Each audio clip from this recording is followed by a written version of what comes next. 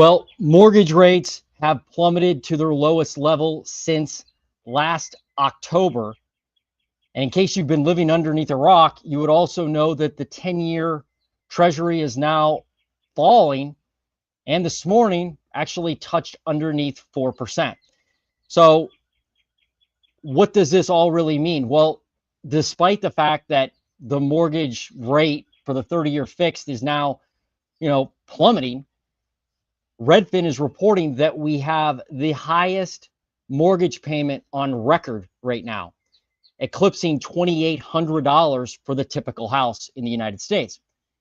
And this spring, we have started to see a little bit of buying demand starting to return, but not a ton. However, yesterday, being an agent and an investor here in Central Ohio, I actually had some uptick in not only showings on my listings, but also offers coming in on properties that I'm selling both on market and off market. So as soon as rates dropped, literally like as soon as that number hit 6.63%, which is where it's sitting right now, according to Mortgage News Daily, I started to see activity. I started to see activity. And so the question for you is right off the bat this morning, do you think that these lower mortgage rates, and they could even be headed lower today, we'll find out as we go throughout the afternoon, do you think that these lower mortgage rates will bring back buying demand? Or do you think that we'll continue to see pending sales suffer, throughout many parts of the U.S.? So that's the question. I'd like to know. Comment below. Anyway, welcome to the Housing Nerd. Thanks for joining me today on the live. This is a big update. I've got some shocking data to share with you. And if you don't know who I am, my name is Jason Ferrier. I am a Central Ohio realtor and investor for the last 7 years. I am the Housing Nerd, and you can think of me as your no BS guide to this crazy housing market and ever-changing housing market. So today, I'm outside. It's a little chilly. It's not horrible. We may have some rain during the live, so watch out for that, because I just got a screen here, so maybe I'll get rained on. Hopefully not. But one of the things that we're going to talk about is obviously the Redfin update. I do that every week, so we're going to dive into the Redfin article and mortgage rates. But it's a little different today because I'm going to look at where the prices, where home prices are dropping the most, where they're dropping the most in the U.S., the top markets where they're dropping. I'm also going to check in on inventory by state. So what states are seeing the largest inventory uptick? We're going to look at new construction. Where are we seeing permits rise the most in new construction? Where are we seeing the most new construction supply? Because you're hearing a lot in the media that we have, back to 2019, sometimes even GFC level new construction inventory, but that's not all spread through the U.S. evenly, obviously. So we're going to look at that. And then for the first time on the Housing Nerd, and actually probably the first time I've seen it on YouTube, we're going to look at a zip code by zip code level analysis on prices and inventory. And that's where I'm going to look at the metros that you requested as a viewer. So if you have a metro that you want me to analyze, please put it in the comments below, and I'll analyze that at the end of this live. This is going to be a long video, no doubt about it. So buckle in for that. But this zip code by zip code level analysis here, I'll give you a preview of what I'm looking at here. This is pretty sweet. And this is by a guy, Lance Lambert at Resi Club Analytics. He put this together. Quite frankly, you're not going to see data like this from anybody else out there. And we're going to review this today. So you can see I've got like in Columbus here, in the zip code where Columbus is, you can see what's happening with inventory. And then I also have the same thing for prices. And look at all this. I mean, zip code by zip code analysis. For the Housing Nerd, this is like gold. And so shout out to Lance Lambert at Resi Club. If you're not getting that newsletter from Resi Club Analytics and you care about the housing market, you're missing out big time. And his data and his information on his website are 10 times better than what you can see from anywhere else. It just is. So I'm going to go over this today. So if you have a metro you want me to analyze, drop it in the comments and I'll get to that. So today, here are the markets I'm going to look at that people have already requested. I've got Las Vegas. I've got Fort Myers, Florida. I've got Lake County, Florida. I've got Dallas, Texas. I've got Morgantown, West Virginia. What? Houston, Texas. Nashville, Tennessee. Los Angeles, California. Austin, Texas. Detroit, Michigan. Tampa, Florida. Tampa Bay, Florida. Of course, I'm going to do Ohio, so I'm going to do Columbus, Cleveland, Cincinnati. I may even do Toledo, Akron area. But remember, I've got the zip code level data. So like if you, for instance, you know, in Los Angeles, if you're like, you know what, I want to know what's happening in, I don't know, Hollywood. Okay, let's look at that. Not just Los Angeles Metro. So this data is going to be phenomenal. And so again, if you have a metro you want me to look at, put it in the comments below. All right, let's get to this first thing on mortgage rates. So you can see here on my screen, I've got Mortgage News Daily on the, you know, on my screen and sharing it. The fact is, folks, like rates have dropped substantially. Like look at where they are, 6.63% right now. It's all the way back to October of 2024 before you saw rates that low. I mean, I can see it here, right here, October 16th, 2024. That's when I'm tracking that rates hit that level. So it's like, that's a big difference. I was calculating some refis yesterday on some of my investment properties, and I was like, wow, that's like a big difference in pricing. Like that makes a difference. So anybody who tells you that the rate doesn't matter is fooling themselves. Now, price is important when you're buying real estate, but rate is important too. And I think there's a dangerous narrative out there that people on the sidelines want to believe, who are waiting to buy for a housing market crash. I think they're trying to fool themselves into thinking that the average consumer is not going to purchase when rates drop. I'm not saying that it's always the right strategy to look at rate, but man, like it's very possible that, you know, demand starts coming back if rates continue to drop, because let's face it, people buy on payment. I'm not saying that's the correct way to buy real estate. I'm just saying that that's what the consumers do. So you can't live in a fantasy world of, oh, I hope that buyers stay on the sidelines because I want to buy a dream home at pennies on the dollar. It's like, well, you can hope, wish, and want, but be careful, because if rates continue to drop, buyers could start coming back. Anyway, that's my opinion. Tell me what you think. All right, so that's the Mortgage News Daily update. We know that rates are lower, no doubt. They'll probably go lower today, maybe, probably. We'll see. All right, now I'm going to show you the latest Redfin article. So this is, we're not going to go over all the Redfin data today. We're going to use Resi Club for the real analysis on the housing market. But nonetheless, I titled this article with Redfin in it, so I do want to cover the Redfin latest update. So here we go. Spring brings record high housing payment, keeping pending home sales at bay. Soaring housing payments are keeping many home buyers on the sidelines, but new listings are ticking up. That's true. And there are signs that some house hunters are emerging as we enter spring. Housing costs are at an all-time high. Check this out, folks. The typical U.S. homebuyer's monthly payment hit a record high for the second week in a row, reaching $2,802. During the 4 weeks ending March 30th, sales prices are up 3.4% year over year, and the weekly average mortgage rate is 6.65%, near its lowest level since December, but more than double pandemic era lows. So when they did this article, they had the rate at 6.65. It's 6.63 today. Pending home sales are declining. High costs are keeping a lid on sales. Pending home sales fell 2.3%. That's true. Overall in the U.S., pending sales are definitely down year over year. They're not up. But there are signs that house hunters are hitting the pavement. Mortgage purchase applications are at their highest level in over 2 months. Home tours are rising twice as fast this year than they were at this time last year. Finally, Google searches for homes are up to their highest level since August. Redfin agents report many prospective buyers have made peace with elevated rates and prices, and those can afford to buy are moving forward because before cost increased more. Comment below, do you think prices will continue to go up? Because right now the median home price is still up over 3% year over year. It hasn't crashed.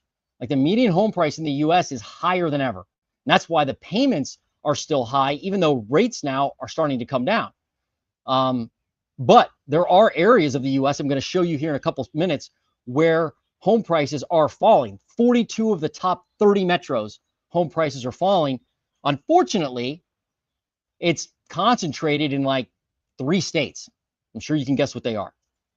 So if you're in like Ohio, if you're in the Northeast especially, forget it. Like home prices overall aren't declining. If you're in the South, yeah, that's where home prices are declining. New listings are rising. New listings of homes for sale rose 12.7% year over year during the 4 weeks ending March 30th, the biggest increase in 11 months. That's partly because some sellers are hoping to cash in on high prices, and some are noticing increased interest from house hunters. But there's also a holiday effect. Easter fell into the comparable period in 2024, while the holiday hasn't hit yet this year. Okay, so they're saying it could be a holiday thing. We'll see. Supply is ticking up. A lot of people I've spoken to over the last year are calling, saying that they're ready to list their house, said Matt Ferris, a Redfin premier agent in Northern Virginia. Some believe we're at the top of the market, and they want to get top dollar for their house. Some are moving for, this thing keeps moving around. Some are moving for unusual reasons, for usual reasons. They need a bigger home, they're renting, or they're relocating to a different area. And here in the DC area, some people are selling because they're worried about losing their government job, or because they want to buy closer to the city due to in-office policies. Okay, so supply is up. We know that. New listings are up. We know that. Pending sales are down. We know that. Prices are still high, but rates are falling. That's kind of like 50,000 foot view. All right, now leading indicators. We already talked about mortgage rates, so I won't go through that again. But you can see here, mortgage purchase applications are up 2% from last week, up 9% year over year. So more people are applying for mortgages versus last week and versus last year. Now, I would think a good indicator of demand is applying for mortgages. Not to say they're going to get those mortgages or they're going to buy a house, but like that's the birth of demand, right? You have, most people, unless you're paying cash, are going to apply for a mortgage to kick things off. Well, if more people are applying for a mortgage, it would mean that there's more people wanting to buy a house. That's all. I'm not saying they're going to buy a house, just that they want to buy a house. Touring activity. How many people are out seeing homes? Up 37% from the start of the year. At this time last year, it was up 16% from the start of 2024. So there's no doubt that people are starting to look at houses more and more.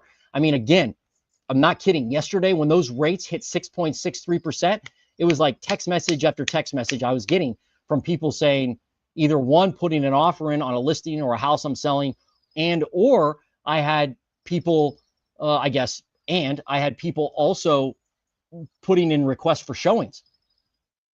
And I actually had a call from a seller who's been on the sideline not really wanting to sell because he wanted to buy another house and the rates were too high. Now that person called me and said, I think it's time for me to list my house and actually go buy something more expensive. Why? Because prices crashed? No, because rates went down. Again, if you think that people aren't going to buy because when rates drop, and if they drop more, if you don't think that's going to spark buying demand, comment below and tell me why. Tell me why. No, I'm not saying it's the right thing to do. It's that it's the consumer thing to do. Consumers are consumers, folks. And to ignore that inherent trait of consumers is like lying to yourself. Don't lie to yourself. Be practical, you know? All right. Google searches for homes up 17% from a year earlier. So people are searching for homes more on Google. Got it. All right. Some key housing market data. You can see monthly mortgage payment, $2,800. That's nuts. Median sale price, look at that, $386,019, up 3.4% year over year. Median asking price, $424,000. That's up, are you ready for this? 6.7% year, whoops, 6.7% year over year. So the median asking price is actually much higher than it was this time last year. You can see that. Yeah. All right. Pending sales, look at this. 85,402. That's the smallest decline since the start of 2025. So the gap between last year and this year is shrinking with pending sales. There's still not a lot of activity, I can assure you of that. So it's not like I'm saying everything's like rosy for the housing market, because it's not. It's still slow as dirt. Biggest increase in 11 months with new listings. There's a lot more new listings. We finally hit 100,000 this week in new listings for the last 4 weeks. That's up 12.7%. That's good. All right. So we need more new listings. We have more pending sales and more new listings. That's good for the market. Like, the turnover is good. That'll actually probably help prices. Like, I wouldn't be shocked. I wouldn't be shocked to see prices actually start to come down if pending sales increase with new listings. Why is that? There'll be price discovery. They'll be like, hey, like, there'll be people out there that are willing to negotiate. If there's more inventory, there's more people buying. You know, you're not using comps that are insanely elevated from like last year or 2 years ago. There's a lot of comps I do now, like when I'm doing when I'm pricing a home or analyzing a real estate deal. It's hard to find comps. Like, it's really hard to find comps, especially like in small multifamily. Very difficult to find comps because there's not a lot of sales. Active listings, look at this, 981,872. But I'm going to show you another chart here in a minute that is much more interactive, and I think you'll like it, that talks about active listings.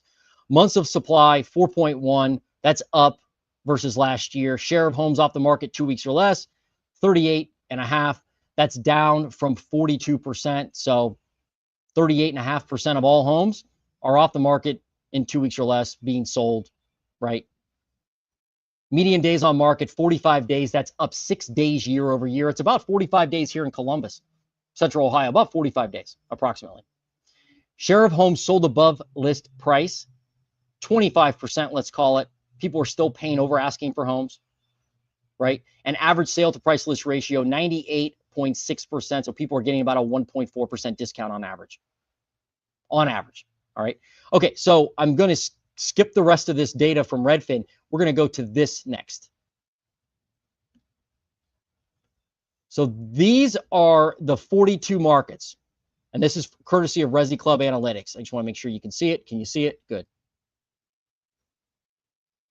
Hang on one second. Let me take this. Grand Rapids, Michigan. Gotcha. All right. Let me write that down.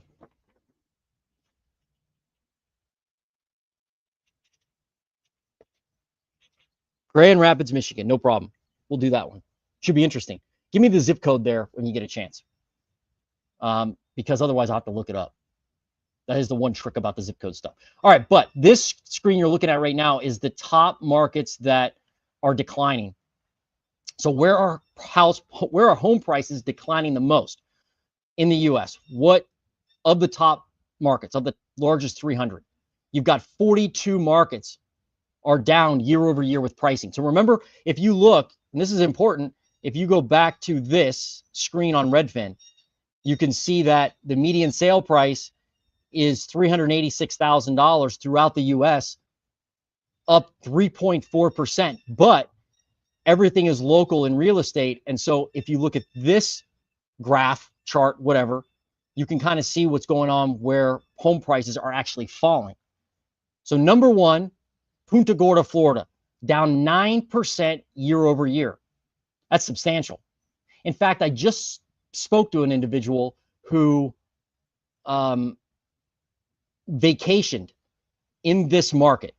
It was either Cape Coral or Punta Gorda. I can't remember which one, but for some reason, but they indicated that, yeah, there is a lot of inventory there.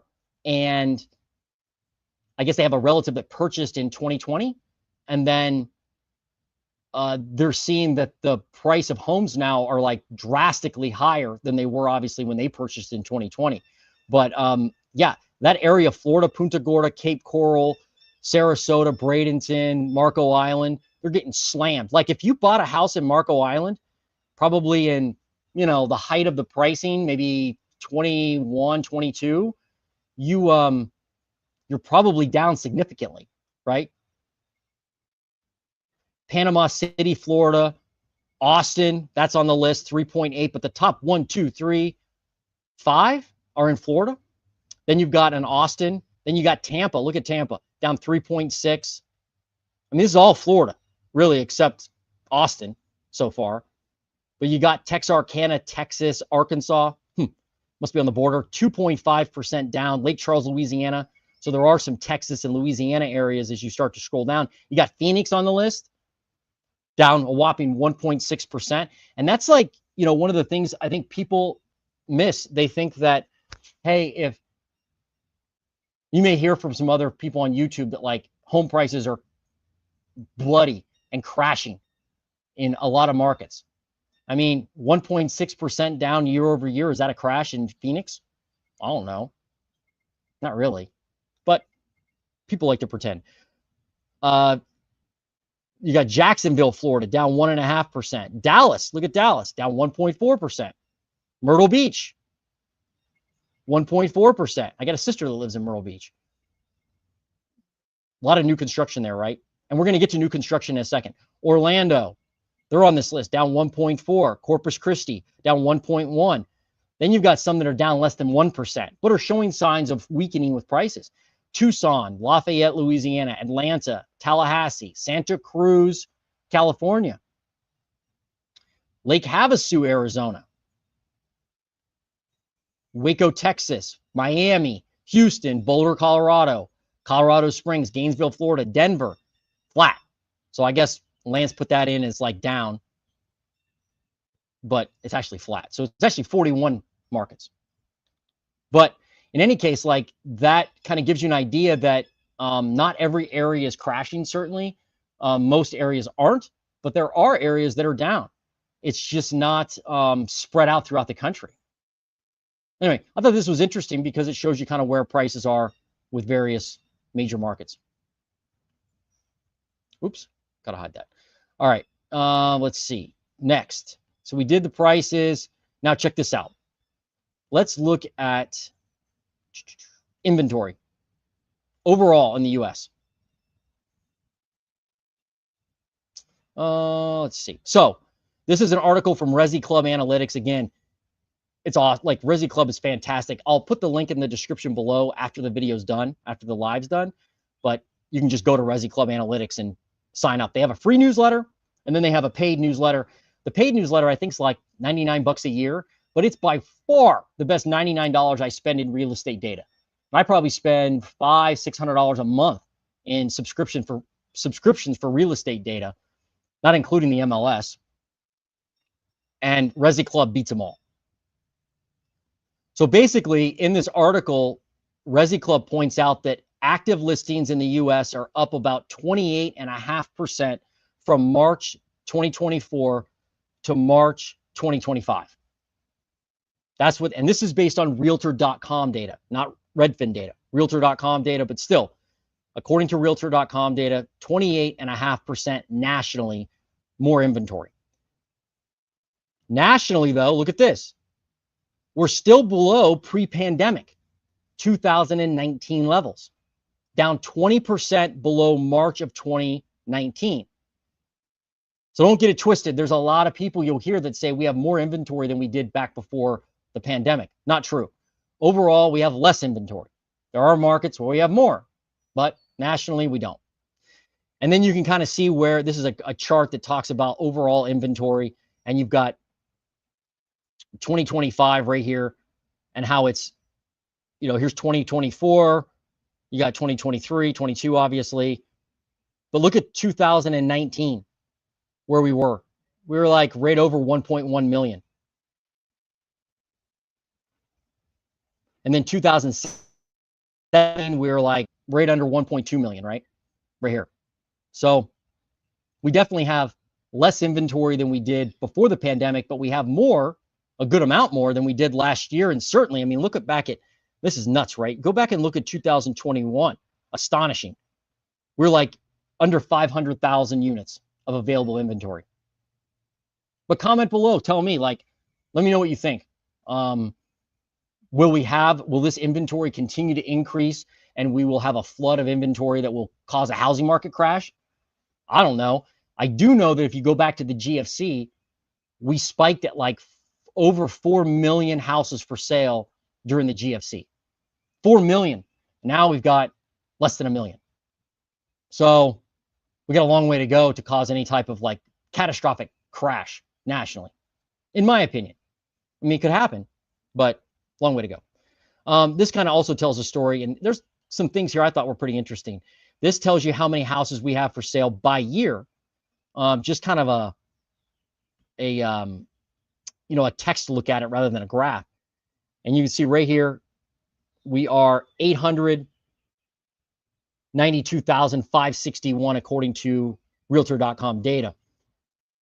And Lance puts this in here, which I really like. It says, if we maintain the current year-over-year pace of inventory growth, we'd have 1,090,000 homes available come next year, 2026. And we would have 1.288 million come March 2027. So let's look and see where that would put us. Like, what does that mean? And wow, look at that. By the way, back in March of 2022, we only had 354,000 houses for sale.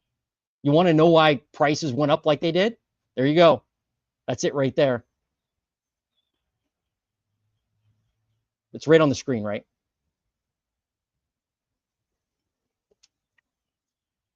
All right.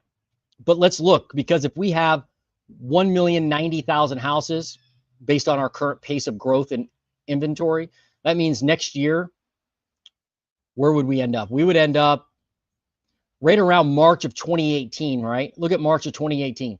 We had 1.67 million houses for sale. So if we did 1,090,000 houses for sale, sorry, we would end up right around where we were at March of 2017 or 2018.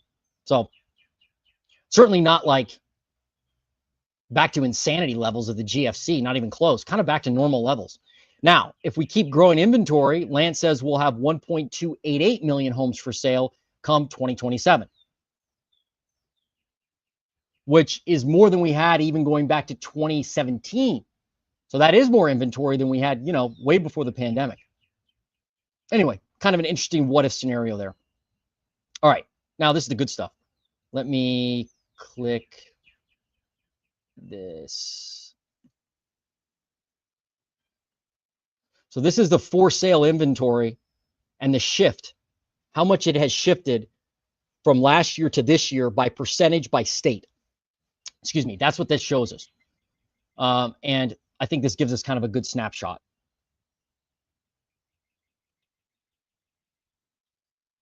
So look at this. So you got like, where I am, Ohio. Year-over-year change in Ohio inventory of active listings for sale up 24.6% year over year. Look at this. Look at the shift from March of 2019. Can I click on this? Yeah. Look at the shift from March of 2019 to 2025, down 43.2%, meaning if you go all the way back to March of 2019, Ohio has 43% fewer homes for sale. 43% fewer homes. That's why prices aren't crashing nationally, because many markets are still like this when you look back to 2019, even though we have more homes for sale than we did this time last year. But let me know, do you think that does that surprise you if you live in Ohio? Pretty interesting stuff, right? All right, let's go to another state. Where else should I go here? Well, somebody asked about Michigan, and I'm going to get to that zip code level in Grand Rapids, by the way, at the end, the zip code level analysis. But let's look at Michigan's inventory statewide. Year over year, up 14.8%. Look at the difference there from Ohio to Michigan. They're still down in Michigan 47% from March of 2019. So while they're up year over year, still down since the pandemic. And by the way, I didn't explain this at the beginning, but inventory drives prices. Like a lot of people want to point to like distress, um, inflation, all these different little things that they watch and track. But at the end of the day, inventory will drive prices, meaning the more inventory you have on the market, the more prices will soften if that inventory continues to grow. If the inventory shrinks or you maintain a very low level of inventory compared to demand, you're going to have higher prices. That's just how it is. So the more inventory, the better. That's why inventory is so important. It's just like anything else you're buying. Cars, widgets, Cabbage Patch dolls. For those Gen Xers, remember when Cabbage Patch dolls were like, people were like killing their neighbors in order to get like Cabbage Patch dolls, right? They're like, whatever I can do to get Cabbage Patch dolls, let me get them. Same thing. Inventory low, prices go up.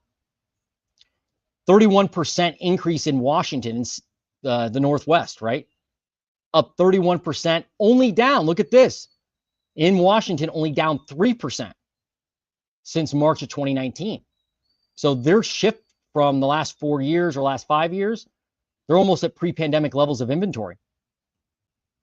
Look at California, up 50% year over year. Holy Toledo. Can you see this? I don't know if you can see this or not. Yeah. Up 50%. Shift since the peak. I'm sorry. Shift since March of 2019, down 20%.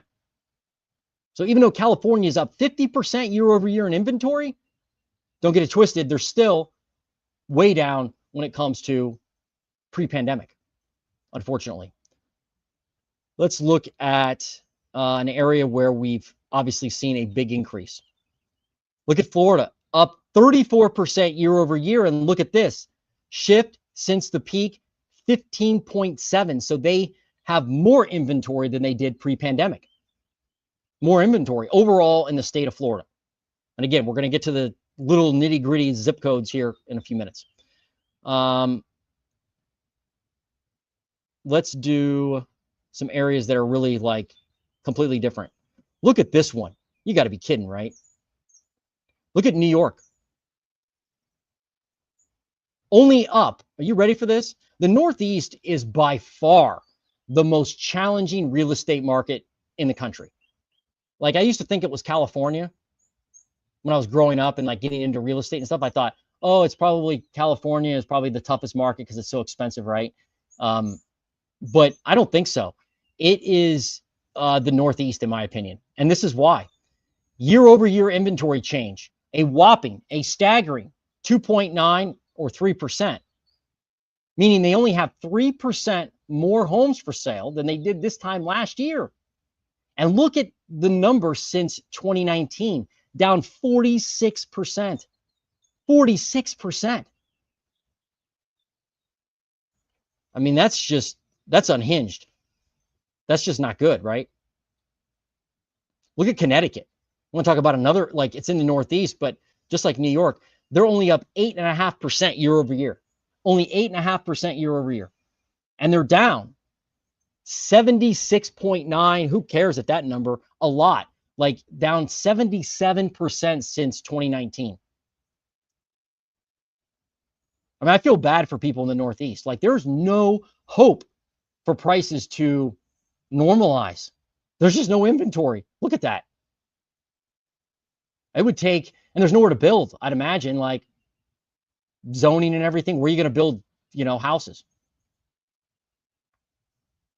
That's a big problem there, no doubt.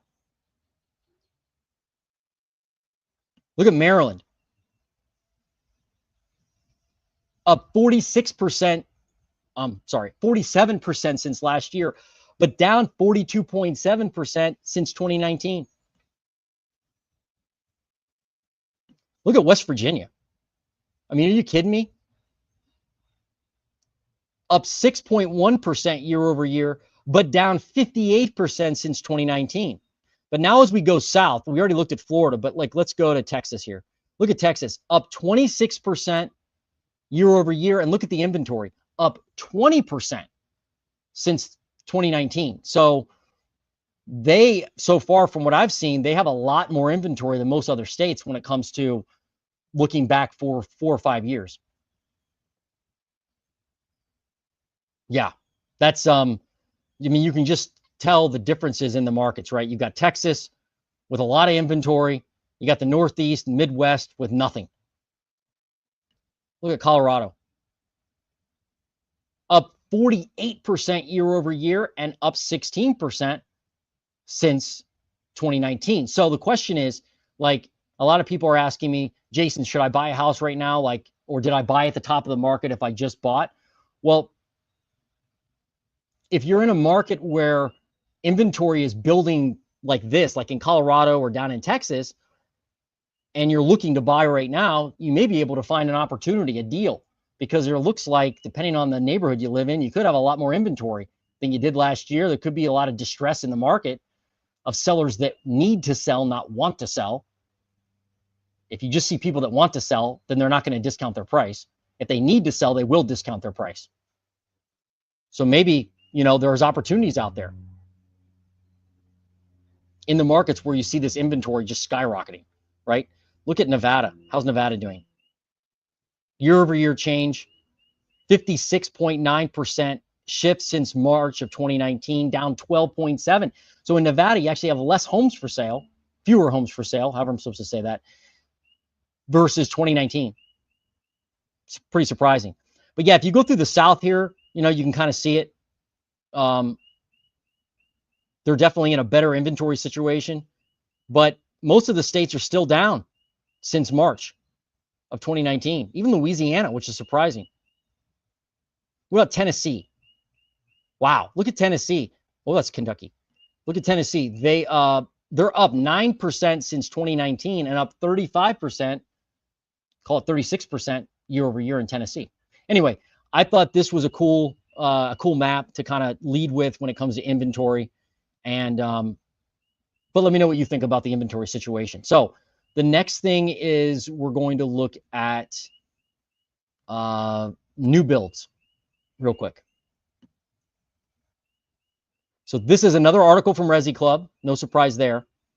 And I want to hit on this one topic. Let's see. Right here.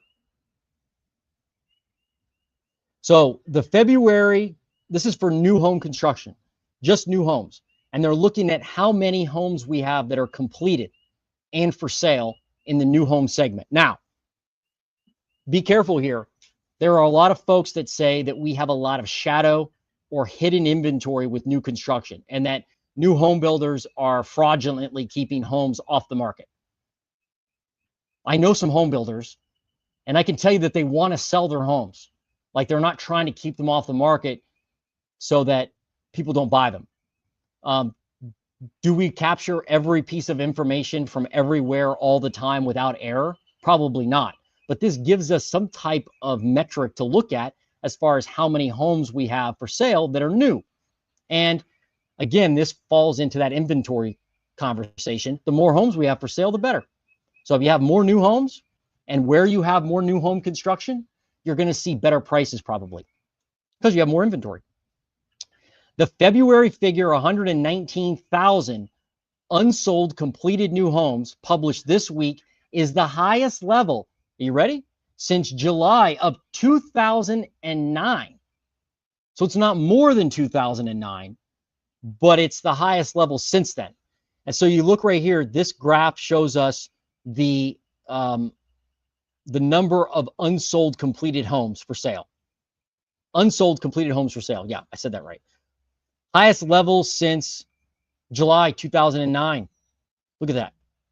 So this is where we are right now. So if you look, you know, you come back, this is 1999, right? We had about, right now, as far as new homes, or I'm sorry, in 1999, we had like 70,000 new homes for sale.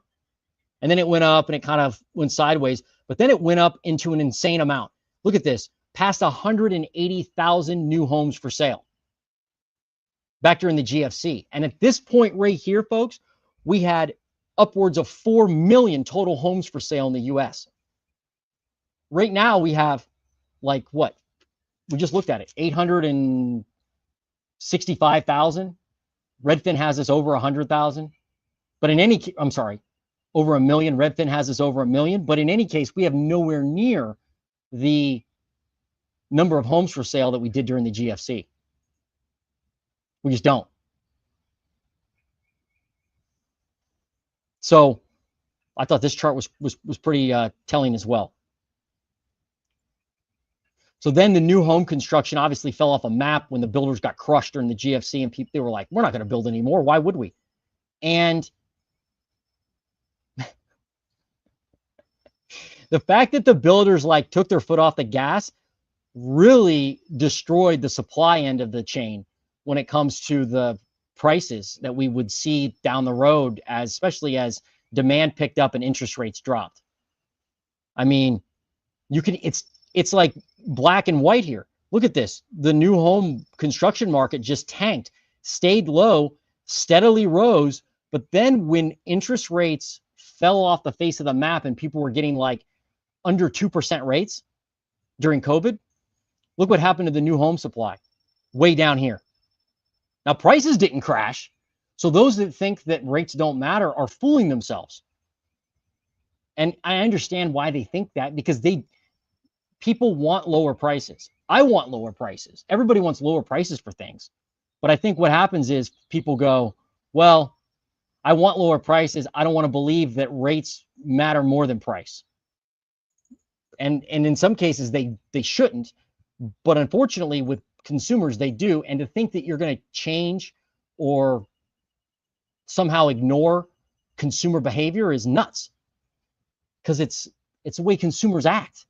Like, I mean, just go on TikTok and look at the mortgages that people pay and the car payments that people pay. It's all about payment, not about price. So therefore, like you could see it right here. Prices didn't crash, payments did. And supply crashed because everybody bought the supply. Then home builders were like, shoot, man, people are willing to pay our prices. We're just going to make more of these things. So then they ramped up supply until where they are right now, which is right underneath 120,000 finished homes. Anyway, I'd like to know what you think about that too. Do you think payment or price is more important? Better question, do you think the U.S. consumer and the U.S. home buyer will actually not buy because of price if rates drop enough to make payments affordable, even if prices don't crash? Do you think that people will still buy? I'd like to know why or why not. I'd love to know. All right, let me get to some of these comments here real quick. What's up, Mark? Good morning. Good morning. Booger eater, that's awesome. Everybody knows somebody who ate a booger in school, right? Like my kid is like he's in he's in middle school, and he's ran into kids from like preschool that he tells me he remembers them eating their boogers. It's just funny. I don't know why. I just think it's hilarious. Cool name. All right. RKT squeeze is coming. What's that? I don't know what that means. Oh, rocket squeeze. Is that what you're saying? Rocket squeeze is coming?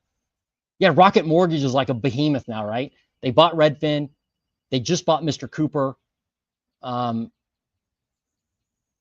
Yeah, they're a juggernaut now. I'm behind in the video, but I'm 100% with you on the Northeast. It's rough. Yep, it is rough. There's no doubt. Grand Rapids, Michigan, 49548. Okay, great. Thank you, Blue Bonnie. Oh, yeah. You asked about Grand Rapids a few weeks ago. I actually did. I covered Grand Rapids on my last Redfin update last week, but I'll definitely do it again. No problem. And now I have the zip code you like, so I'll do that. Anyway, if you're just joining us, put the zip code in these comments, and I'm going to analyze specific zip codes at the end of this live. And I've got a lot to analyze, but put them in, and I'll jump to it. So put the zip code in the city and state, and I'll take a look at it. All right. Thanks, Blue Bonnie. I appreciate it. Okay.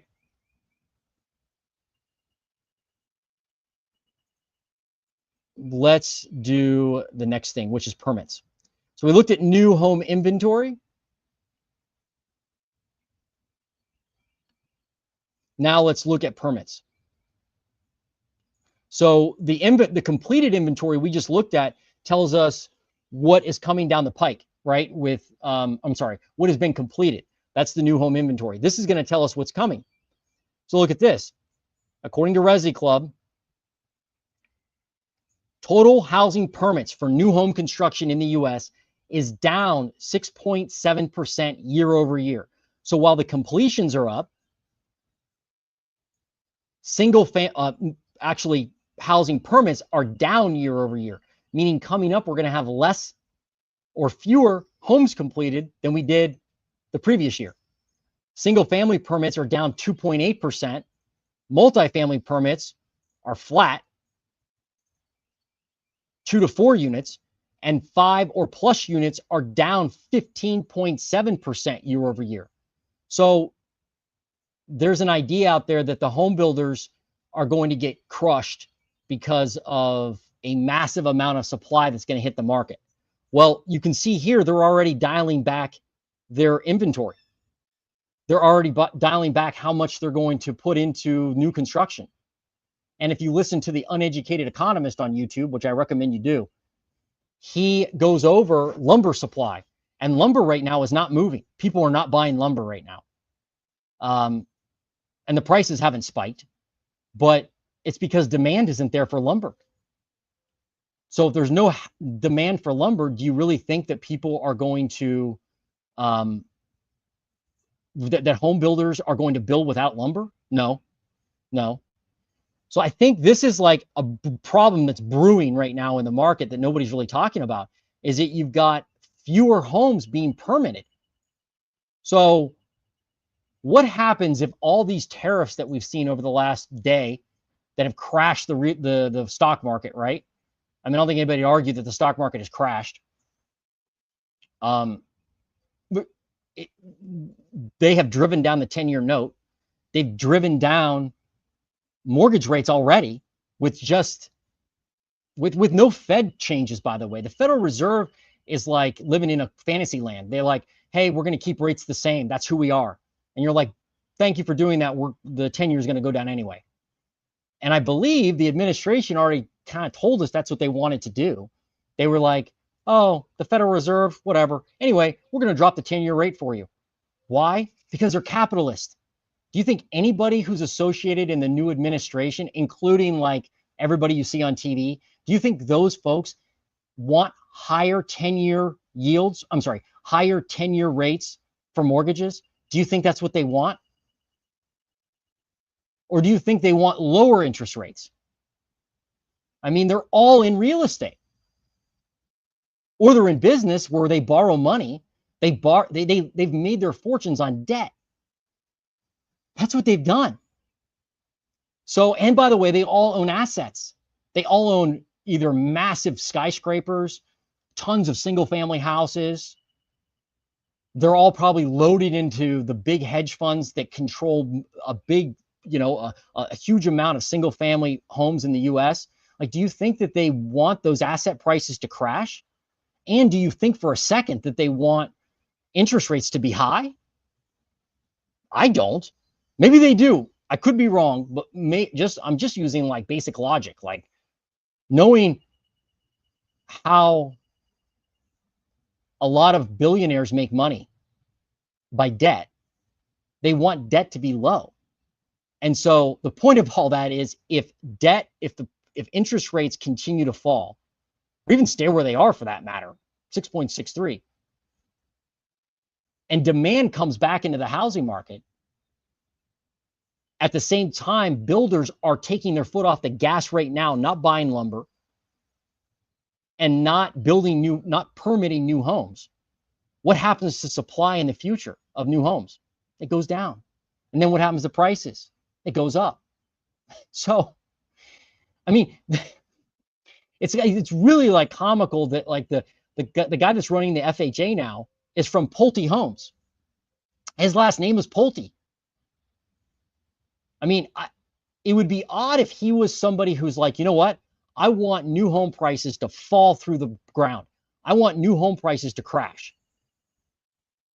That would be strange, right? Like, can you imagine him going to like Christmas dinner or Thanksgiving dinner and sitting around with the other folks, probably with his last name, that run different aspects of the Pulte housing business? And they're like, what's going on? I'm glad congratulations. I'm glad you crashed our prices on our assets. I don't think so. I don't think so. I mean, he made all of his money in the housing market by prices going up, not down. Again, I'm not saying all this is correct, all this is great, all this is good. I'm just telling you that I think that's what is happening. It just feels like, I mean, you look at the data and you look at who's in charge, they like debt. They like low interest rates. They like high asset prices. And they all invest in those. So to think that that's going to change is strange. I mean, it is. Anyway, so total housing permits are going down. Not good. All right. So here's the total U.S. housing permits by category. Look at this. This kind of tells us what's happening. This is seasonally adjusted. So the blue line are single family homes. The black line are 2 to 4 unit homes. And the yellow line are multifamily homes.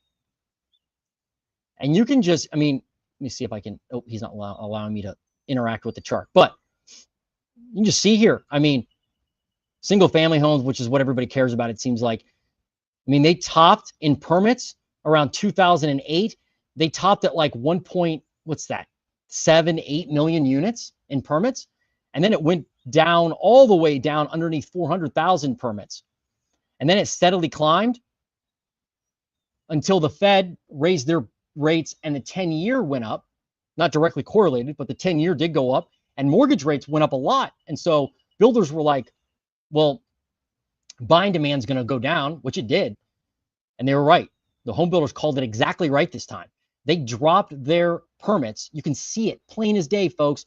Look at that. They dropped their permits once they discovered that rates were going to go up and it was going to be more difficult. They dropped them, and then now they've increased them. Then they dropped them again. So it's like, absolutely, the builders are cognizant of interest rates. Rates matter. They do matter a lot. Anyway, that's what's happening with permits. Not skyrocketing anymore. It's down year over year.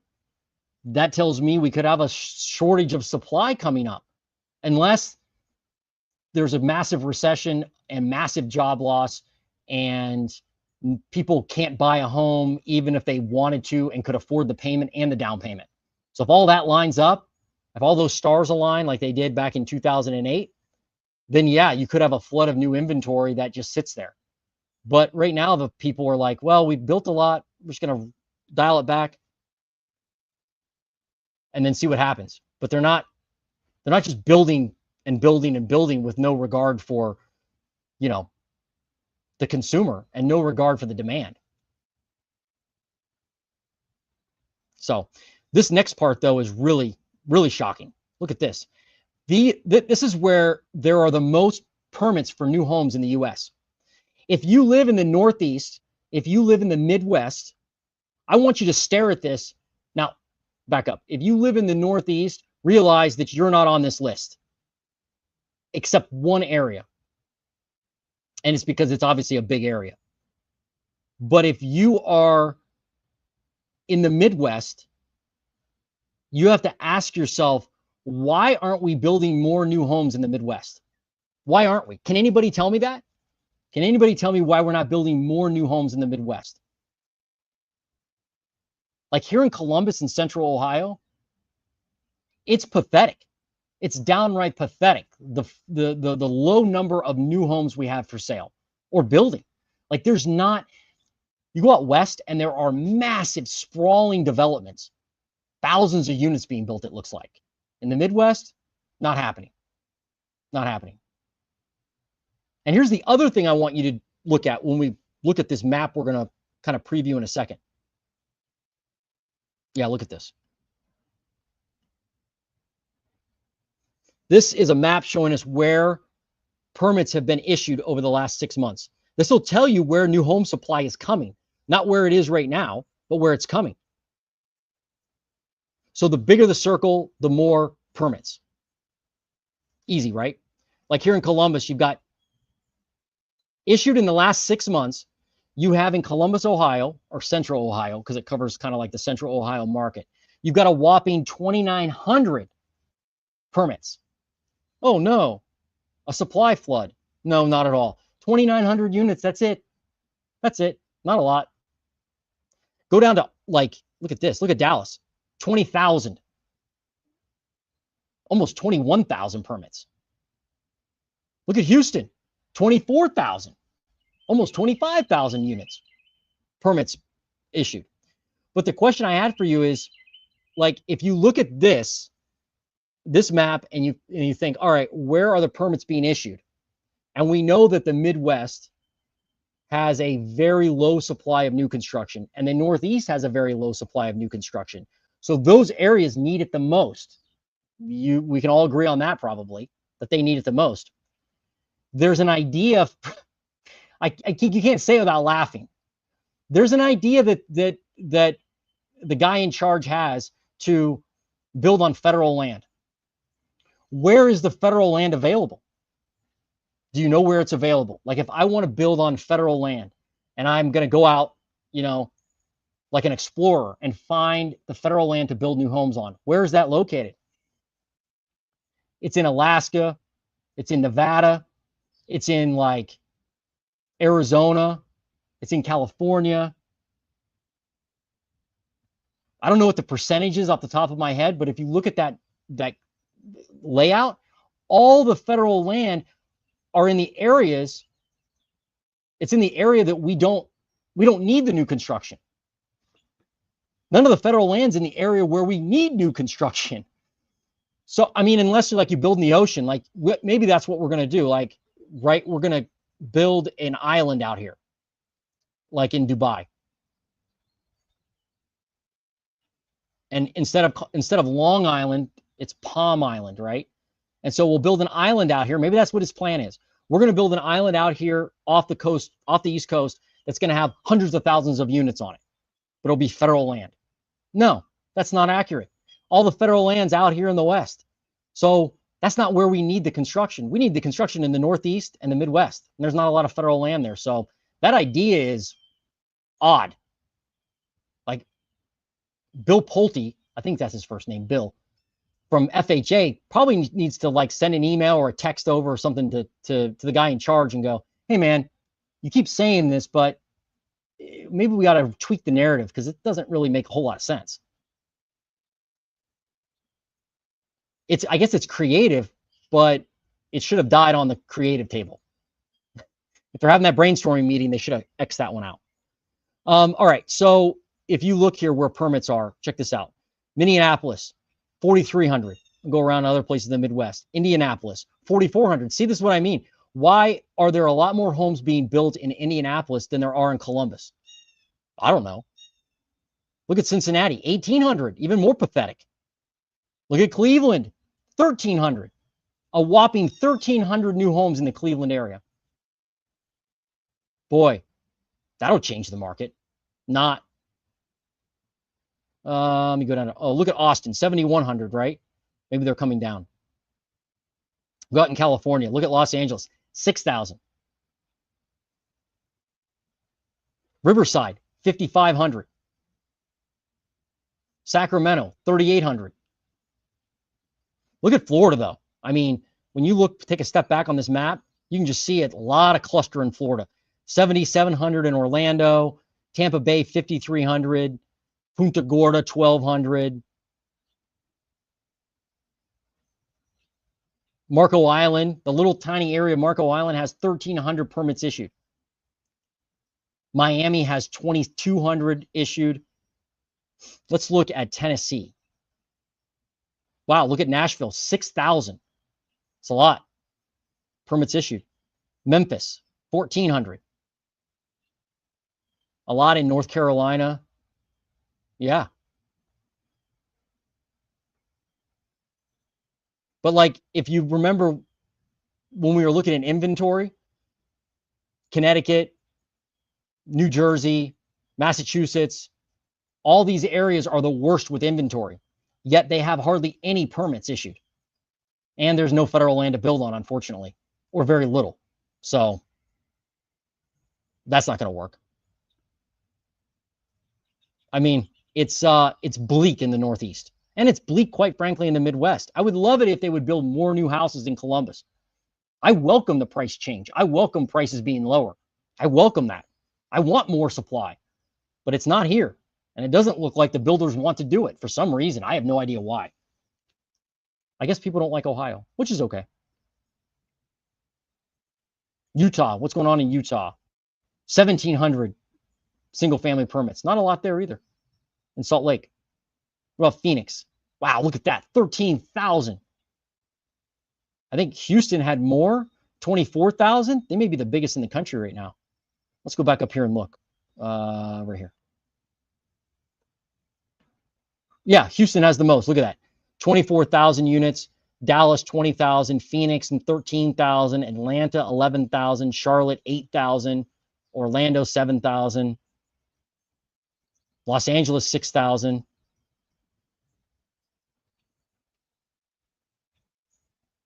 See if he has any other charts in here. Oh, here's where the multifamily is concentrated. Where they're building most multifamily construction. And here are the top areas for multifamily. New York, 18,000. Dallas, 10,000. Austin, 7,000. Are there any places in the Midwest on here? No, there's not. And there's only one spot in the Northeast, right? Let's see. Yeah, only one spot in the top 10 in the Northeast. And nothing in the Midwest as far as multifamily. So, I mean, these aren't obviously to purchase though, right? These are renters. But there's a lot of people on my channel that tell me they would rather rent than buy. So there you go. There's a lot of multifamily, I guess, for you to rent with. That's probably, and that's good for supply of multifamily.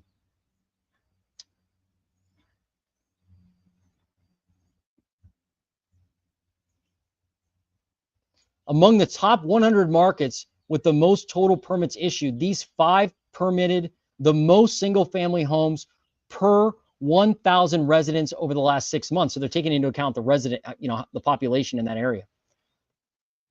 The Villages of Florida. By the way, that's a great documentary if you guys ever want to check out a funny documentary. The Villages. They have I don't know if it's on Netflix or not. I can't remember. 10, I guess it's most single-family homes per 1,000. Okay, so this is 10 homes per 1,000 residents. The Woodland, or I'm sorry, not the Woodlands. Wildwood, the Villages in Florida. Myrtle Beach is second at 8.1 homes per 1,000 residents. Ocala, Florida, 7.3. Delaware, Seaford, Delaware. It must not be that many people there. 7.1. Wilmington, North Carolina, 6.5. Again, Midwest, Northeast, I guess except for Delaware, is on the list. Where are they building the fewest? San Francisco, New York, Boston, Miami, Chicago per 1,000 residents. Most multi-family units per 1,000 residents. Indiana, you got Texas. West Lafayette, Indiana is number 1. 7.5 multifamily units per 1,000 residents. Well, that's a lot. Anyway, I thought that was kind of interesting too. All right, this next part here is annual single-family home permits issued in America's 50 largest metro area housing markets. This would be kind of cool to look at. Let's look at this. And then we're going to get to the zip code stuff to really dive in. So if I look at who had the most permits issued right now, you can see. So this is annual, not last 6 months. 52,000 in Houston. Let me make this bigger. Put my coffee down. It's getting colder out here. 52,000 units. Wow. Dallas is number 2, 47,000 units. Phoenix, 30,000. Atlanta, 25,000. Charlotte, 18,000. Let me go down to Columbus and see where we are. Look at Columbus. Yeah, I mean, we had 4,300 in Columbus, then 5,400, 6,800, 5,600, 5,300, and 6,000. Nothing really to write home about. Let me look at who has the fewest. And this is in the top, what do you do? Oh, this is the top 50 metros. Yeah, some of these are like stupid low, right? Probably doesn't help us much. Let me go back like to this. Let me do this.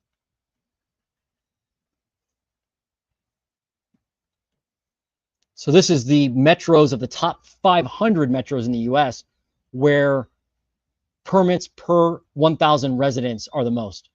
Jefferson, Georgia, 23 homes per 1,000 residents.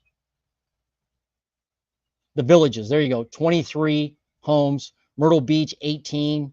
Punta Gorda, you got Wilmington, Anderson Creek, North Carolina, Florida. There's that Seaford, Delaware, which I don't know what's happening there, why that would be on the list, but it is.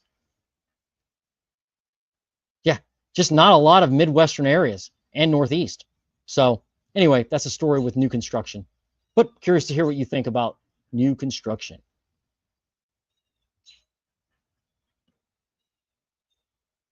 I want less inventory and higher prices.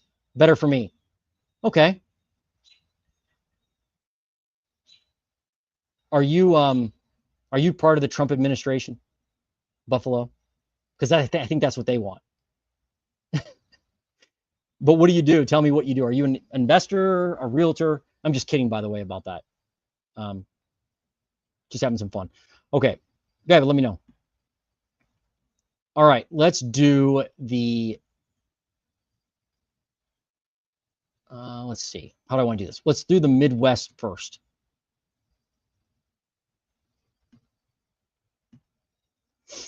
So this may look ominous. Actually, you know what? I'm going to do. Let's start out west. So this is the.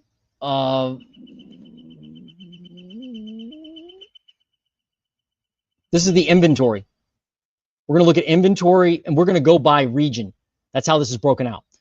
So I'm going to look at the regional picture starting out west, and I'm going to look at inventory, and then we're going to look at prices. And you can see kind of how they correlate.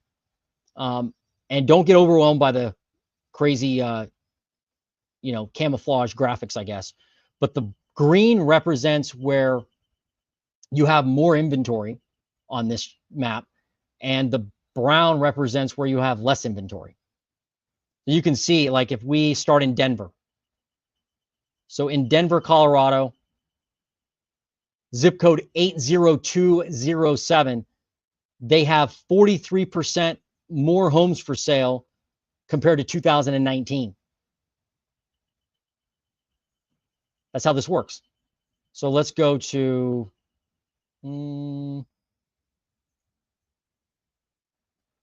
let's look at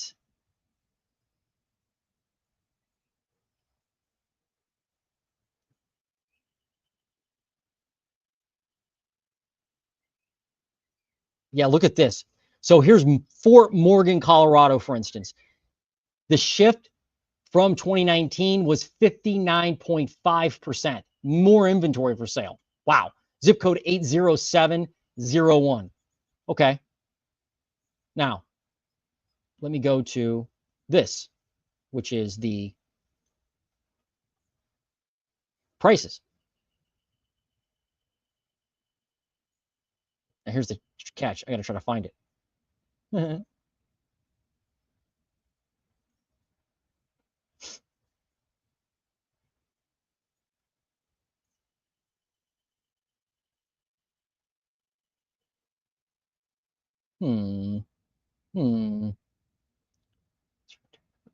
me do this one now.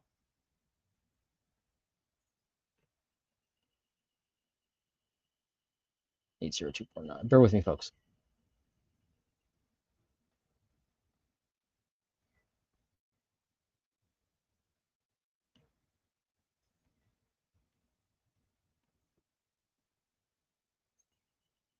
7.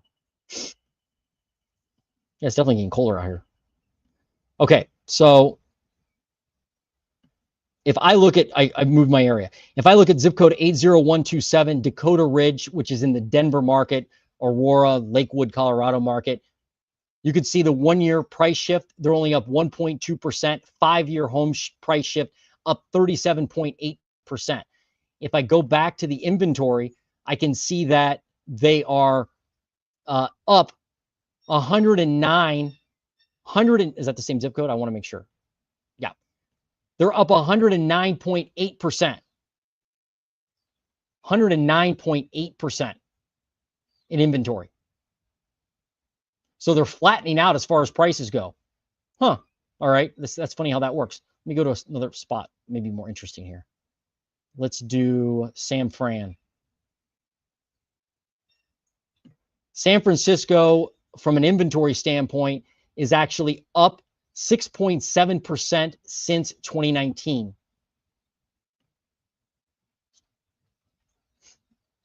But now let me go to the price and see what we got.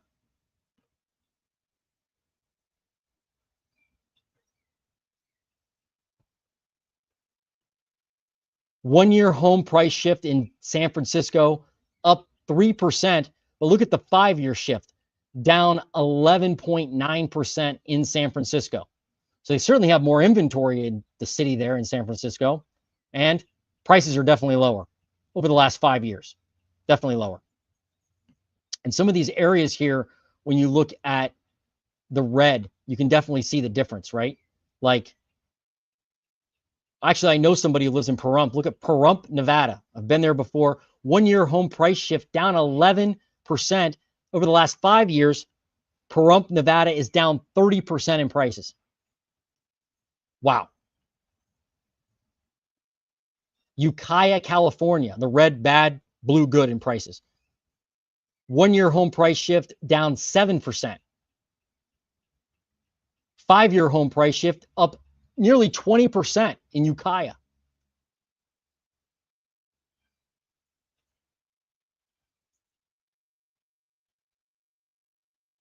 Let's go up to the northwest here, see what we got. I mean, I don't really see any red in the Seattle market. If I zoom in, I don't really see any. It's all kind of blue. All these are up. Redmond, the Redmond area of Seattle, it's like north of the city, up 10% in 1 year, up 46% in the last 5 years. Wenatchee, that's the city out here in Washington. Look at that, up 8% year over year, up 28% in the last 5 years. So 5 years hasn't been insane. 1 year, though, they are up 8%. What about in Portland? What's going on there? It's kind of like in the middle of the, it's not impressive. It's not insane price growth. Lake Oswego, I've been there many times. In Portland, up 2.5% year over year. 5-year home shift up 28.2%. Klamath Falls, Oregon, 1-year home price shift up 6.6%. 5-year home shift up 46.9%. Let me go down to Los Angeles. Somebody wanted to know about Los Angeles. Let me zoom in here even more. I'm telling you, Lance has the best data on earth. Look at this. Look at this by zip code in LA County. Let's do, can we find the Pacific Palisades in here? It's going to be over here somewhere.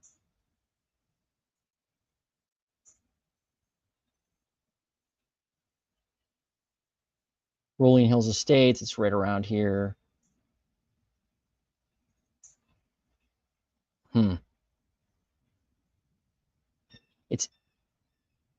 It's in this area. It's pretty much in this area. So look at that 1-year home price shift down 0.2%, 5-year shift up 47.9%. So it's come down year over year, but still they're still up over the last 5 years. Look at Long Beach down 0.8%, 5-year price shift up 25%, not near as much. Let's look at, got Redondo Beach. I was looking for,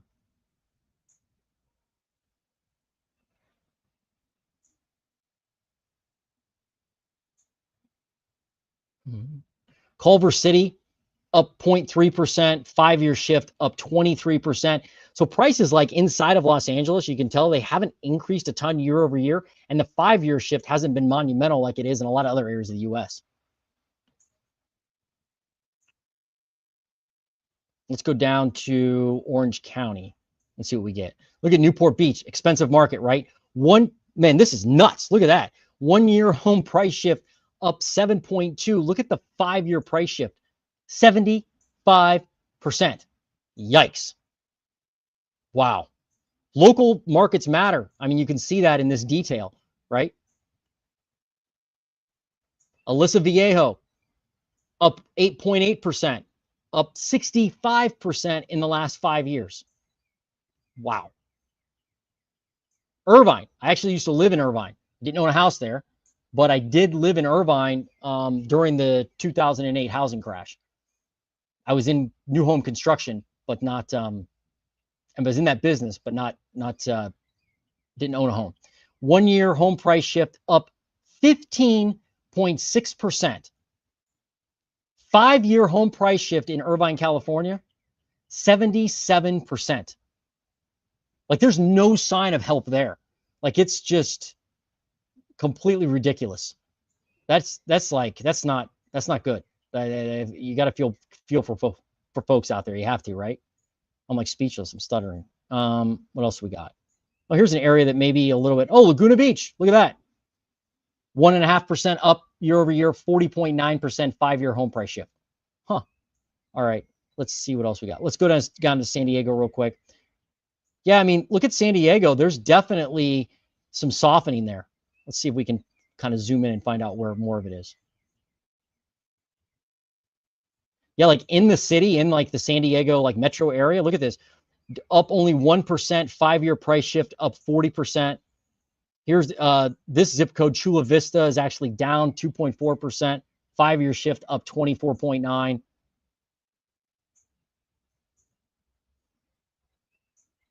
So yeah, definitely in the city, there's less growth, no doubt.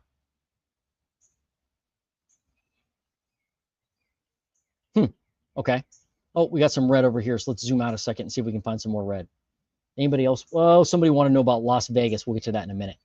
All right. So Riverside, let's look at the Riverside area because the Riverside market is one that everybody always wants to know about from a crash standpoint. All right. So Temecula. They have a lot of wineries in Temecula, not a lot of good wine, but nonetheless, they exist there. 1-year home price shift up 2.8%, 5-year home price shift up 35.9. Okay, so no crashing there yet. But look at this, Palomar. Actually, that's one of the areas where there is a winery I know of. Again, not very good. Down 3.8% year over year. But that's San Diego County, not Riverside.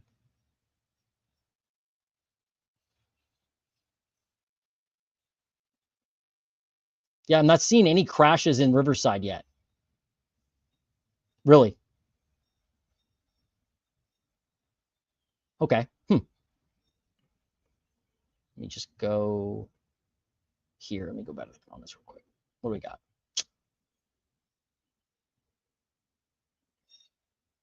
Great show. Thanks for all the thought-provoking information. Oh, you're welcome. Thanks for watching, Mark R. Looks cold out there. Where you at? You got your sunglasses on, your picture there. Maybe you're in a sunny, nice, warm market. It's not horribly cold. It's been actually like really mild over the last few days. But it's, I mean, I don't have like, this isn't insulated out here. It's just a screen. So it's not, it's not death-defyingly cold, but it's not warm and sunny either. Can you do me a solid and give me your opinion on Orlando? Yeah, I will get to Orlando. No problem. Do I have it on this list? I don't know that I do. Let me add it.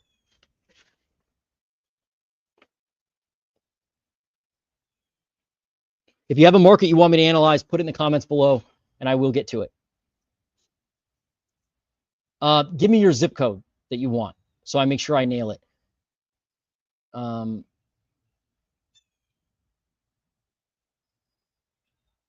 Yeah, Liam, I'll definitely do that. Thanks for that suggestion. Let's see, 32778. 32778. Okay. Yep, I will get to that here in a few minutes. All right, so let's go back to this map and keep. So where should I go in the west? Any ideas? We looked at Pahrump, by the way, but somebody wanted to know about Las Vegas. They commented.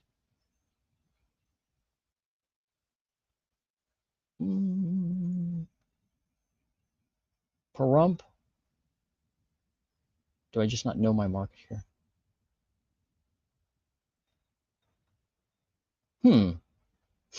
What's going on here? Oh, here we go. Sorry. I don't know my map. Las Vegas, Henderson. Let's see. I just want Las Vegas.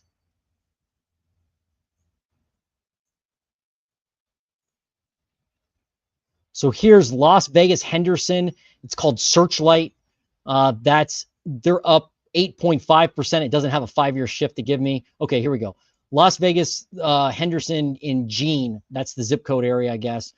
9.5% up year over year, 25.3% up in the last 5 years. Let me see if I can look at the active inventory. This, hopefully I can. Let's see.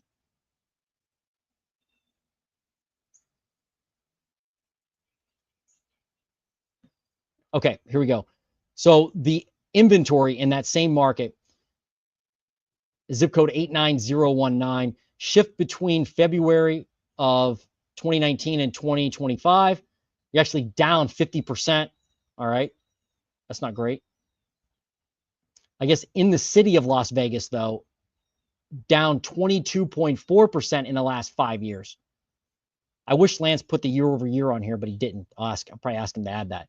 You definitely have more inventory for sale, though, in Las Vegas.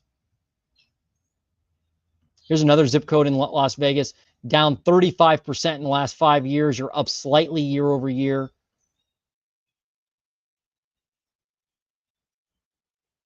Oh, here's a big one. Look at Henderson. You're actually up 30% in Henderson, Nevada. So that's 89011. This is a little tricky navigating this, I'll admit. 1-1. Because then I got to find this.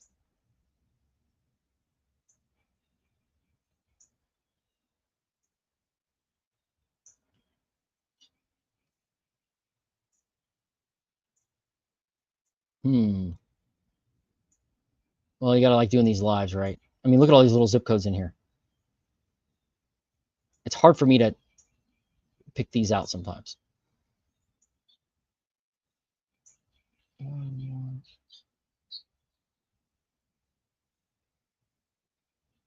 This is easier when I'm just surfing on the couch, right? Probably right here. Nope. Ah, right there. Yikes, this was a hard exercise.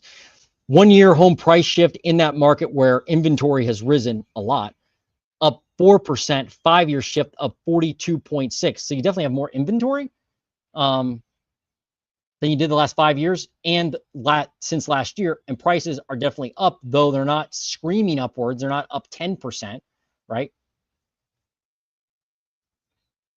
Let me do this. I have another idea now. Let me do this for inventory. Change a plan on this based on trying to track down. So if I go to Redfin data now instead, I can kind of look at inventory a little easier. Okay, so active listings in Las Vegas, you can see overall in the Las Vegas market up 34% year over year. Okay, good. So now we have an idea. Inventory's higher. Now let's look at the price according to Redfin in Las Vegas. Yeah, Price is up about 5%. So it is up, but it's not like up 10% year over year. Okay, so that's maybe how we'll do this moving forward. Let's go to anybody. Let's see what everybody else wanted. Did they want Phoenix? Anybody wanted Phoenix? No, nobody asked for Phoenix. Okay, let's go to the south.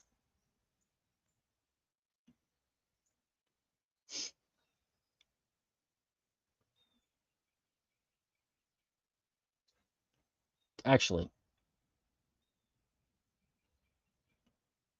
apologies for the delay.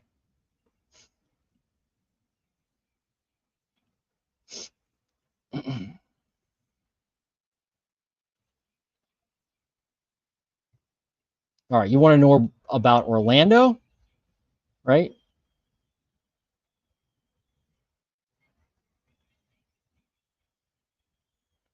And what zip code was it again? Let me look real quick. 32778. 32778.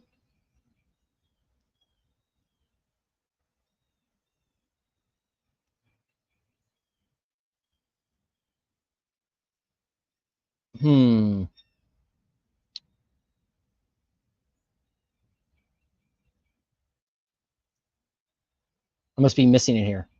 Liam, I apologize. 778. I'm right around it.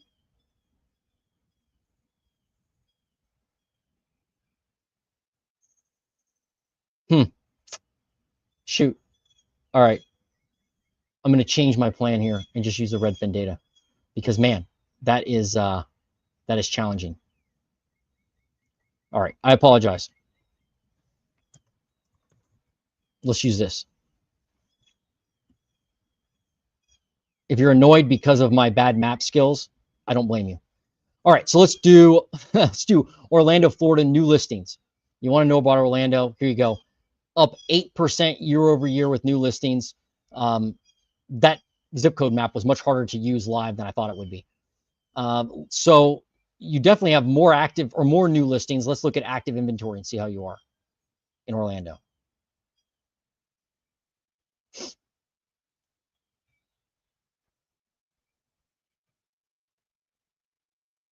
Active inventory up 27.85% year over year. So no doubt you have more active inventory for sale. And then let's look at pending sales. How fast are homes selling? So you're down 5.1%. So definitely fewer homes for sale.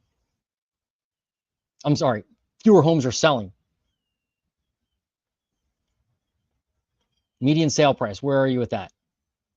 In Orlando, median sale price, $402,000, flat year over year. Huh. I mean, you haven't crashed in Orlando yet. You definitely have more inventory. Let's look at price drops. Wow, look at this. So this is the percent of active listings with one price drop in the last 4 weeks. It doesn't mean they haven't dropped the price before that. They could have.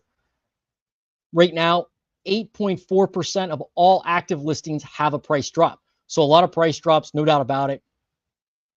Let's look at average sale to list price ratio in Orlando. Wow, look at that. 97.4% approximately. You're at a 4-year low with, is that a 4-year low? Yeah. 4-year low with the percentage of listings. I'm sorry. 4-year low with the average sale to list price ratio in Orlando. So it looks like people may be getting deals there, maybe. And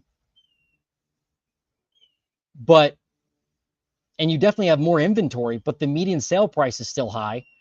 Or it hasn't crashed. It's flat, but it hasn't crashed. So I guess I call that still high.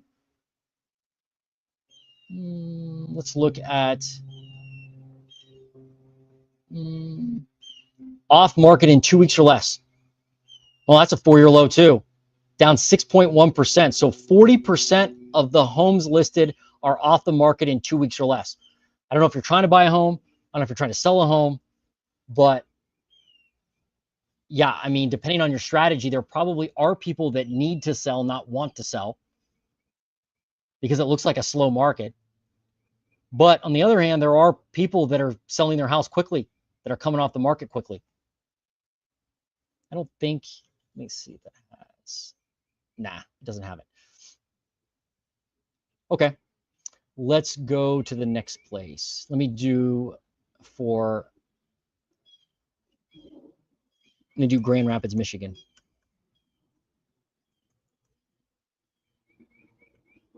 Grand Rapids, Michigan, let's do new listings. In Grand Rapids, or Bonnie Blue. New listings, 282, that's up 12.2%. About where we are nationally as far as the number of new listings.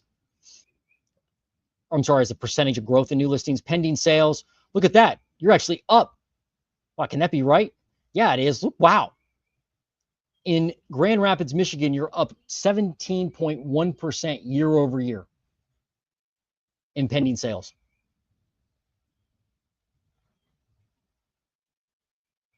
So you definitely have more people actually buying homes and listing homes.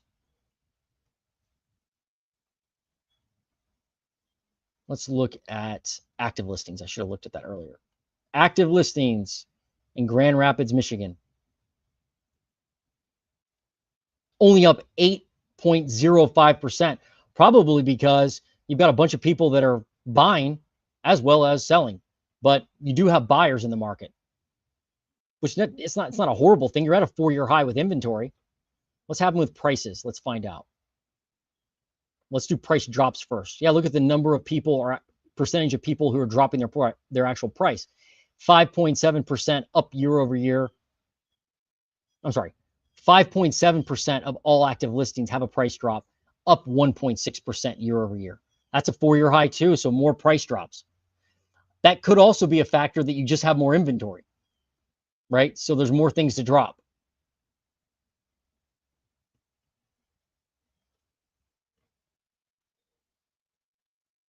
Let's do median sale price.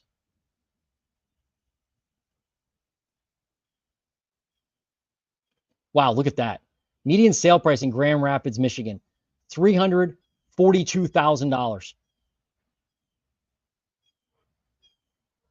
Up 0.2, what is that? That's up 3%.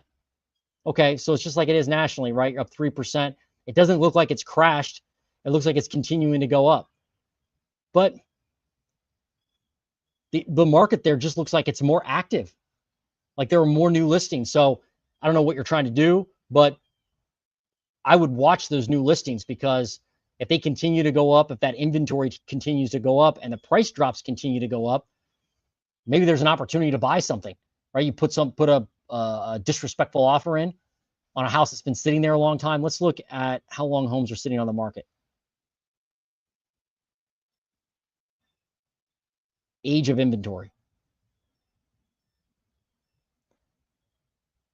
Well, unfortunately, you're at 34.6 days as far as how long homes are sitting on the market on average. That's only up 1.4 days year over year. So homes seem like they're moving relatively quickly. Like they're not, like nationally, we're up a lot, right? Markets that are double what they were last year as far as how long homes are sitting. But in Grand Rapids, that doesn't look like the case. But tell me what you're seeing there locally.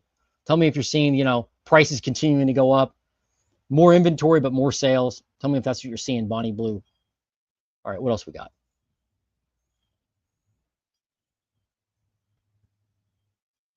Chicago, right? That's what somebody wants to know about Chicago.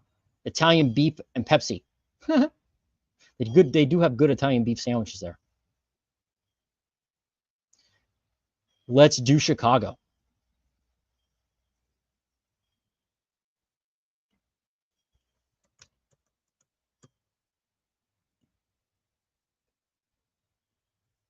Let me start with new listings in Chicago.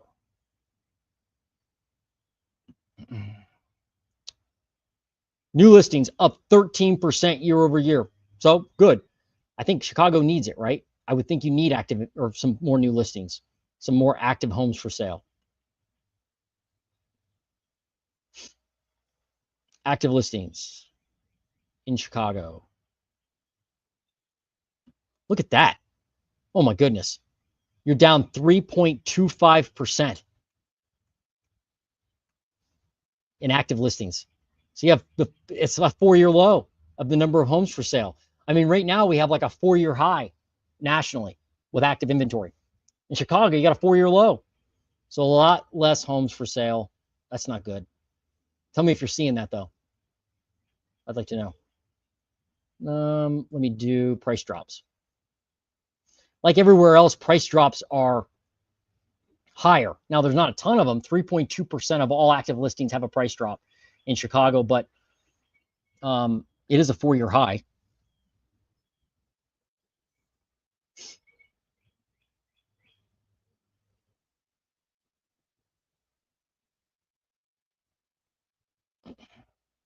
What about median days on market? Median days on market, 50.5 days. Down 0.13 days year over year. Homes are selling faster. It's at 4-year low. Homes are selling faster than they have over the last 4 years in Chicago. It could be because there's nothing for sale. Maybe. That's insane. I did not expect that.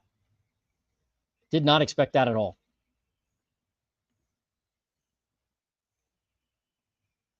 Look at median sale price. $362,000, up 7, call it 8% year over year. 4-year high by far in median sale price in Chicago.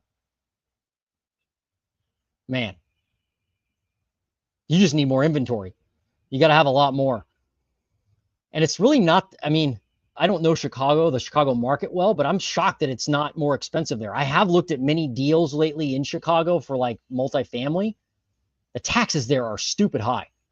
Like I couldn't get anything to work or cash flow, mainly because of taxes. But tell me what you're seeing. Are you seeing fewer homes for sale? High prices? That's what this shows me. All right. Let's do the next metro here.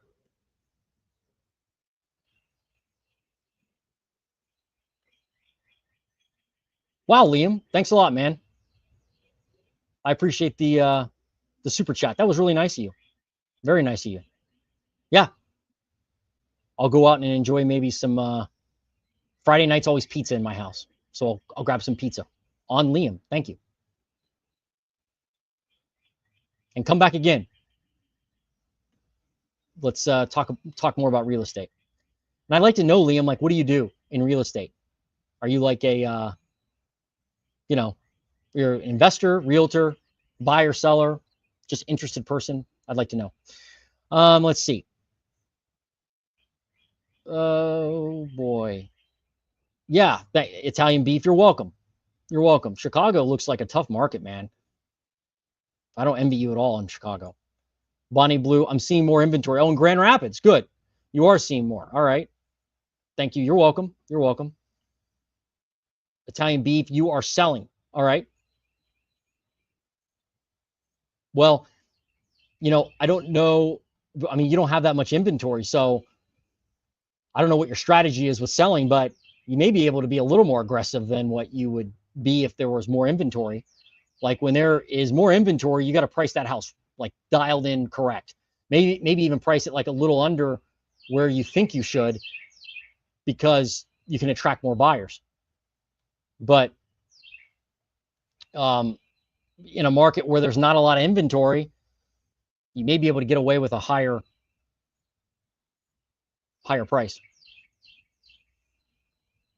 Are banks slow rolling the foreclosures to prevent another 2008? Yes. Well, I don't know if they're directly trying to prevent a 2008 again, because foreclosures didn't necessarily cause 2008, but they're definitely, there's a lot of loss mitigation in place right now with foreclosures. Like people, they have programs, and this is, unfortunately, there's a couple other videos on my channel about this, but unfortunately, or I guess it depends on who you are. But if you're a homeowner and you miss a mortgage payment and your mortgage is backed by FHA or, you know, a government, one of the GSAs, if you miss a mortgage payment, they will immediately put you into loss mitigation, where you don't, like, you missing payments allows you to roll those in to the back of the loan a lot of times at an interest, at a 0% interest on the back of the loan. You don't have to pay that off until you sell the house or refi. So it's not the banks necessarily, it's the government that has those programs in place. So yeah, super tech boy. They, I guess, to answer your question in a concise way, there are a lot of slow rolling foreclosures right now. I wouldn't expect to see them for a long time. I wouldn't. The programs they have in place on loss mitigation don't end until February of 2026. And I'm not going to rule out that they don't extend those again. So there's like 500,000 mortgages right now, 90 days or more past due. 500,000, according to the latest data I saw from Black Knight. So at least 500,000 mortgages that are 90 days or more past due, yet a very small percentage of those are going into foreclosure because they have these loss mitigation programs.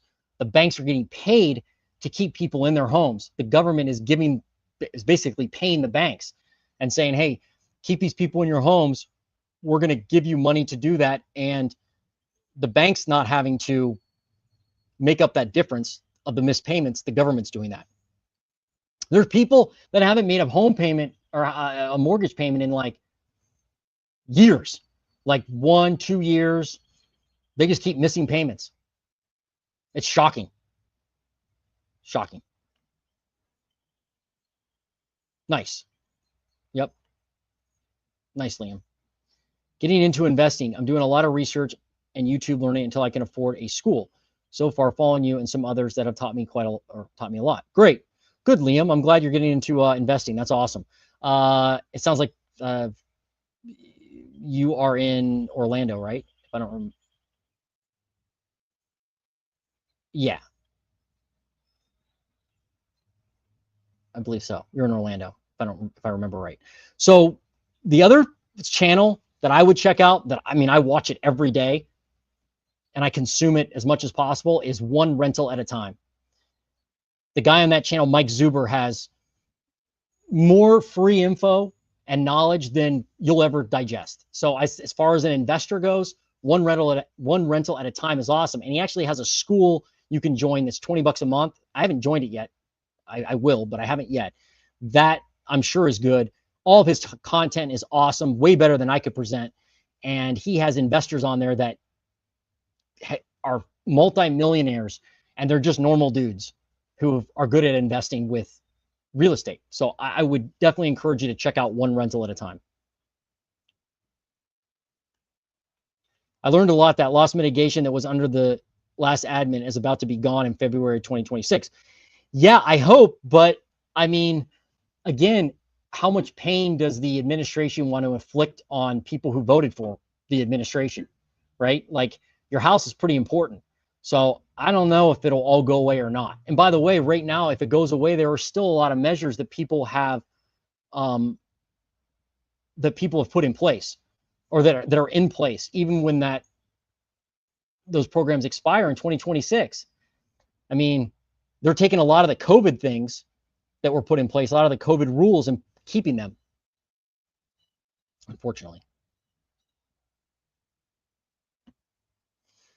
You mentioned FHA. Is loss mitigation different on conventional loans?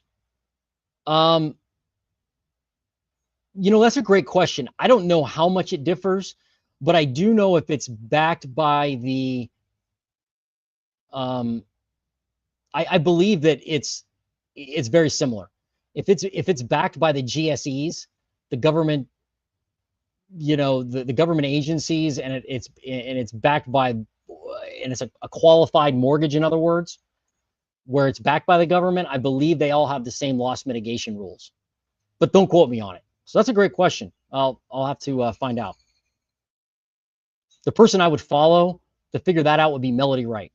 I'd follow her. She has a Substack that's really good. She has a YouTube channel. She doesn't talk much on YouTube, or on her channel, but she does other channels. I'd follow Melody Wright. She probably, in fact, even if you went on Twitter and sent her a message, she'd probably answer you. I mean, she's very, very personable. So I would think Melody Wright would be the person to ask about that.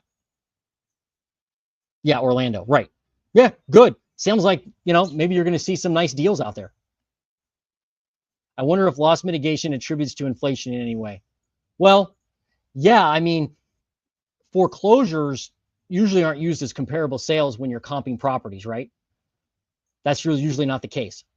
But it does help bring down values in the neighborhood if you've got some distressed sales that are going on.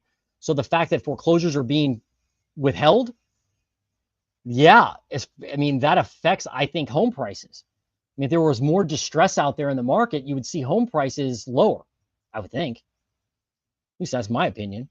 I don't know if it would make a massive difference, but it would certainly make a difference. Yeah, I'm definitely going to hit that up. Oh, yeah. Talking about one rental at a time, probably. Good for you.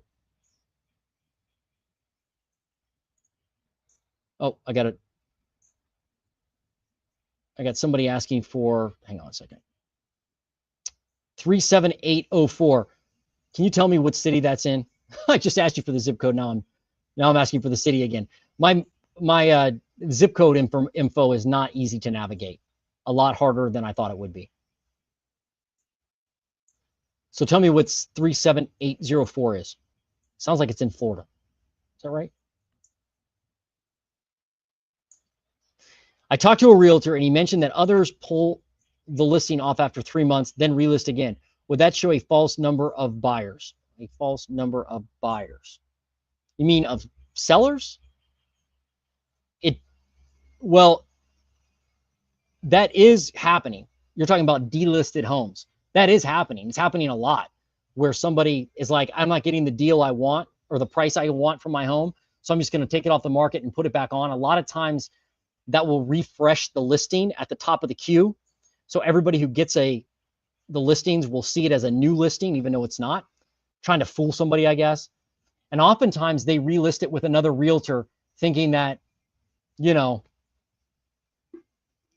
for some reason, the realtor is going to change the way it's sold or change how fast it's sold, which is completely false. The price sells the house. The price sells the house. Unless it's like a super specific type of house in a super niche neighborhood, or it's being marketed off, if it's being sold off market, the advertising doesn't change a whole lot. It really comes down to the price. So yeah, we are seeing that new, delisted homes. And that probably affects the data from a standpoint that you're seeing more active listings than are maybe actually there, because a lot of them have just been relisted. So it also changes the new listing data as well, because it shows up as a new listing, even though it's not a new listing. Hope that answered your question. Let me see. Oh, that's right. Elton, you're in Maryville, Tennessee. Okay, let me hit that. Let me bring that up and see if I can find it.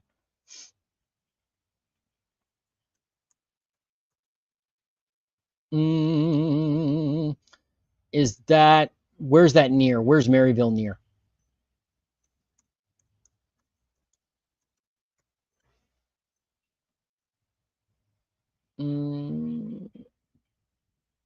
Well, it's a small little market, isn't it? Well, it's near Knoxville, right? South of Knoxville, I see, according to my search. South of Knoxville. So let's do Knoxville. Probably the same metro, like when you analyze it. So here's new listings in Knoxville. 23.4% up. Wow. You're at a 4-year high with new listings in Knoxville, Tennessee. Nice. That's good. If you're looking to buy, good stuff. More active inventory or more new listings. How about active inventory? Yeah, look at active inventory in Knoxville. Now this is the whole area of Knoxville. I'll try to get that zip code thing together. It's just very hard to navigate because there's so many zip codes. And that'll tell you a little bit more about the local area, but the best way to do it would be to track it locally with a realtor or or on Zillow yourself. Active listings up 20% year over year, or 18.75, and that's a 4-year high. with active listings? Well, price drops in Knoxville.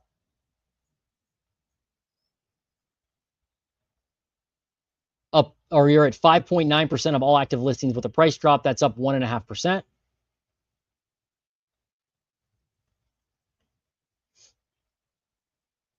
Let's do pending sales. We didn't do that. Pending sales down 2.5%. So less people buying, more people listing. Theoretically, you should have inventory out there to pick from, theoretically, or more inventory to pick from. It's probably not the most inventory you've ever seen in your life. But median sale price, yeah, look at that. $394,000, up 7% year over year. Man, you just must not have enough inventory. That's really probably what it comes down to. Is that what you're seeing?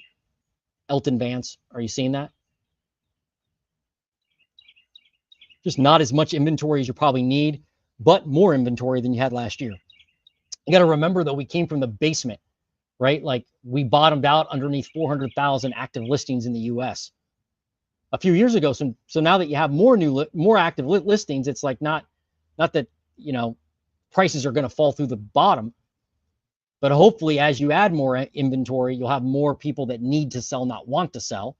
What about how long is it taking to sell in your market?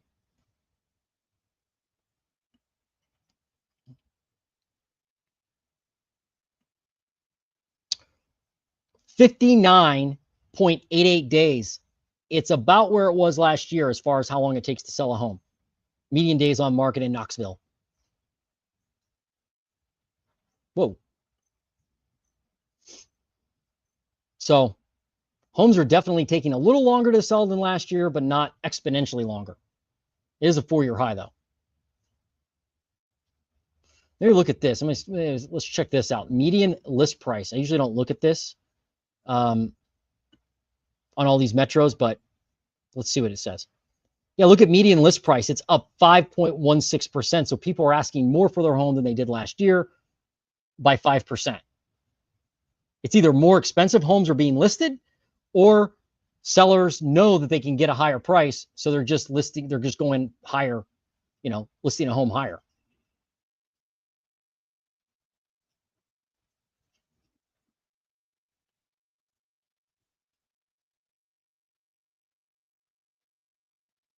Did I do median sale price? I don't know if I did or not. Yeah, I already did. Let me see if anything else on here I could do. No, that's pretty much it. Okay, so I hope that helped with Knoxville, Tennessee.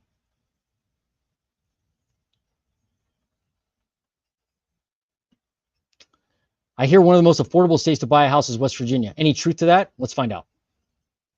I got to think it is.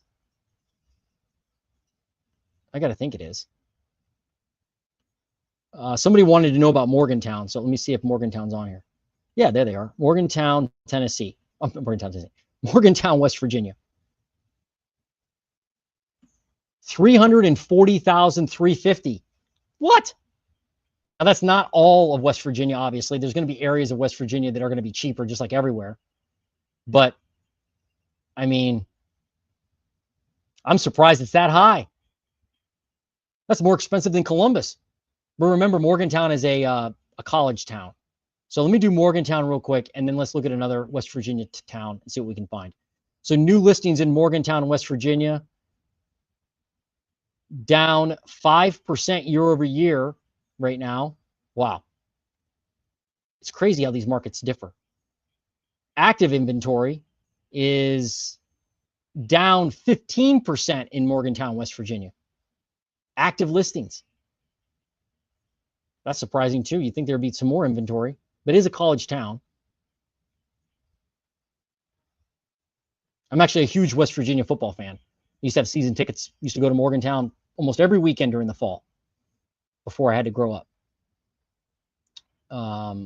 Let's look at pending sales. Yeah. Wow. Up 82%. There's only 36 pending sales, though. So small market. But nonetheless, you definitely have some more pending sales. You have less active listings. That's not good.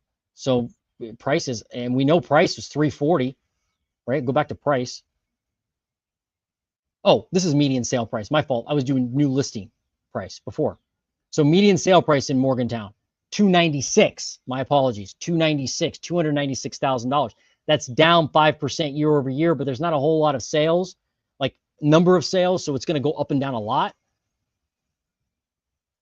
But that's 296 grand. Is that affordable?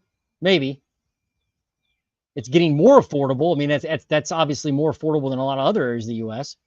Let's do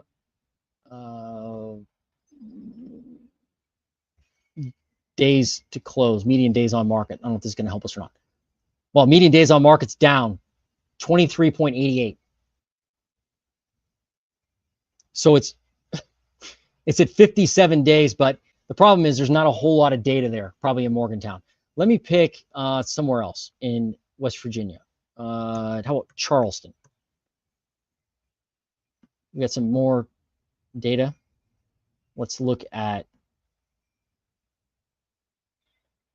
Okay, there you go. You asked about this, Elton. No, Super Tech Boy asked about this.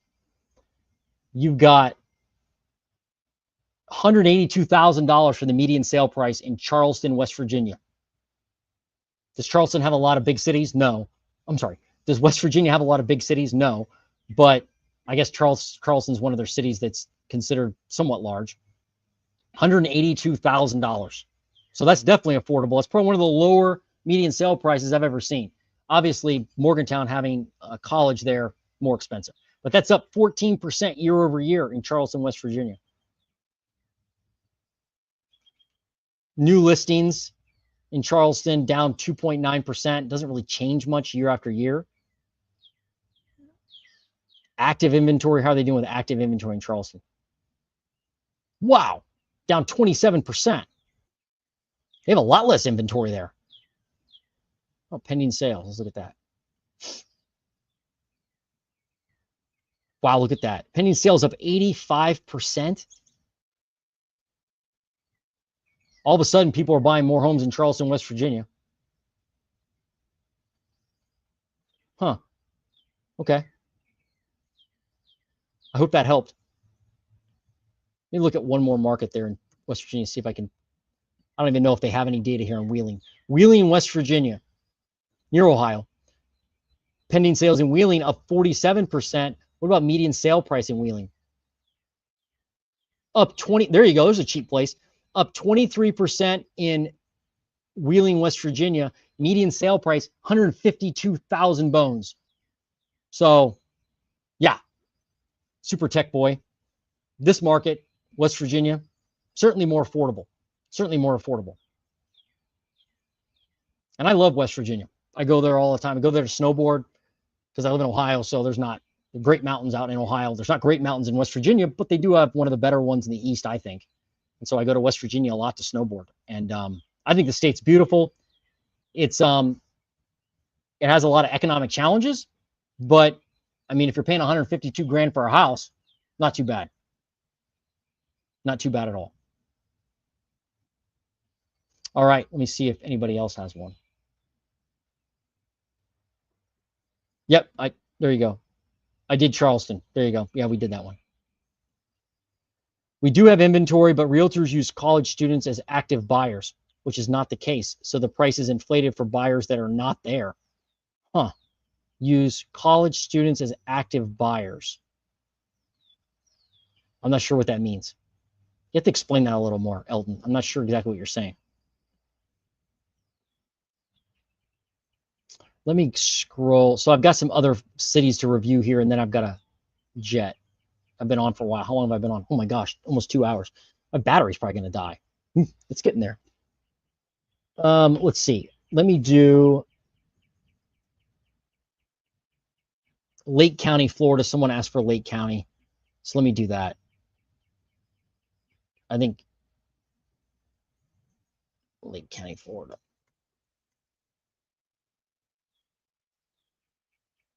Whoops. I got to do county level.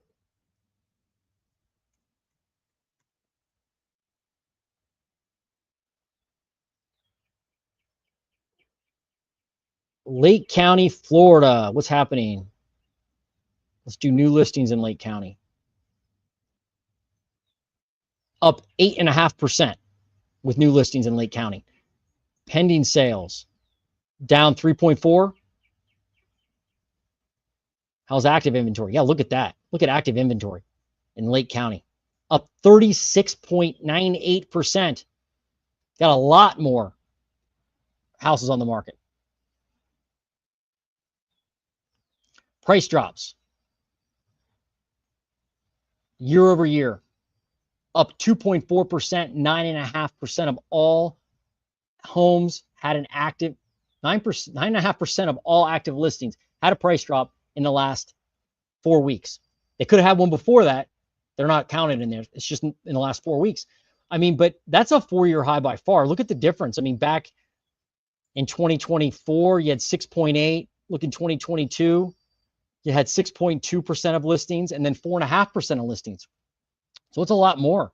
I mean, it's double the number of homes have price drops.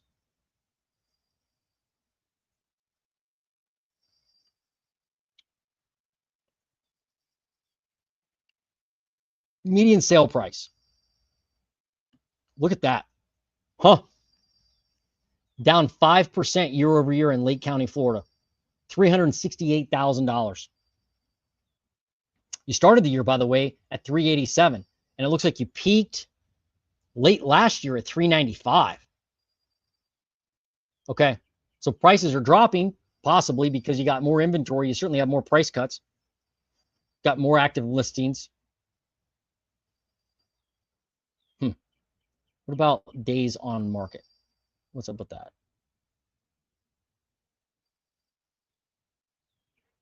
Yeah, look at median days on market. Oh my goodness, 62.5. That's up 20 days year over year. 20 days.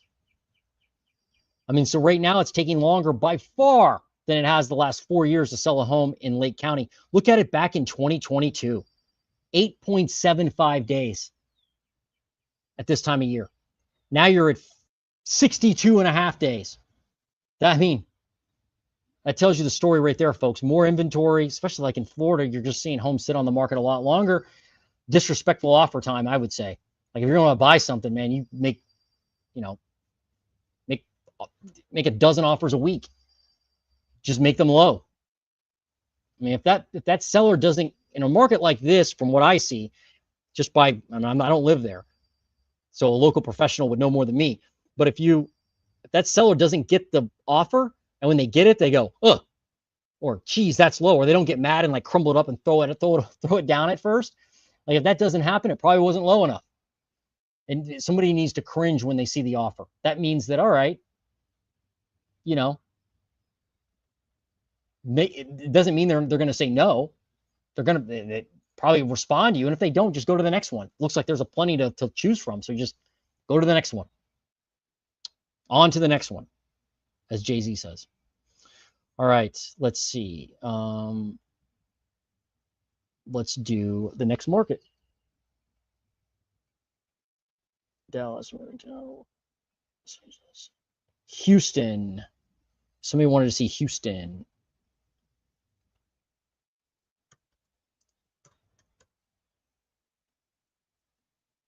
Well, we'll start with median days on market in Houston. 58 days, that's up 18.5 days year over year. Active listings in Houston, Texas, 4-year high, up 15.11%. Okay. So just like Florida, they have more inventory. Look at, that's new listing price. I don't want that. Median sale price. Let's look at this one. 340 grand, up 3% year over year.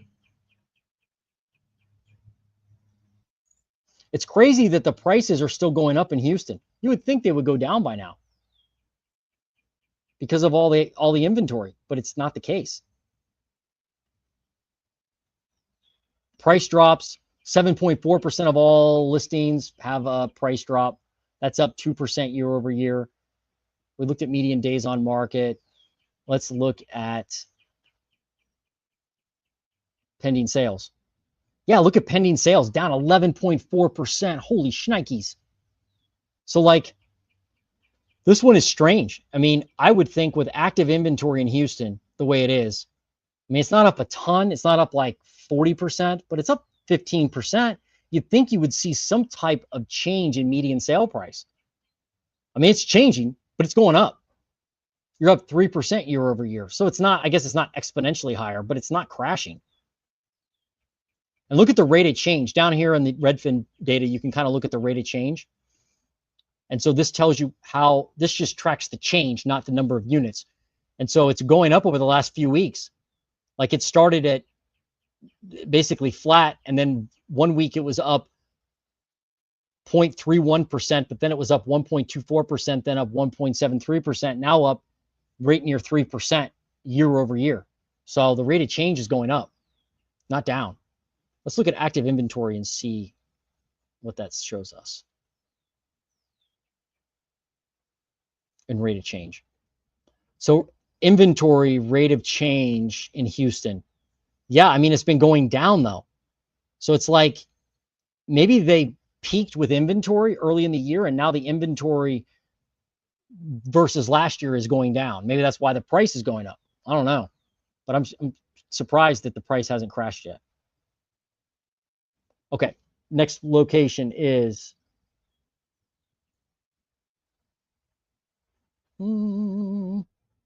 Nashville. I'll only do Nashville.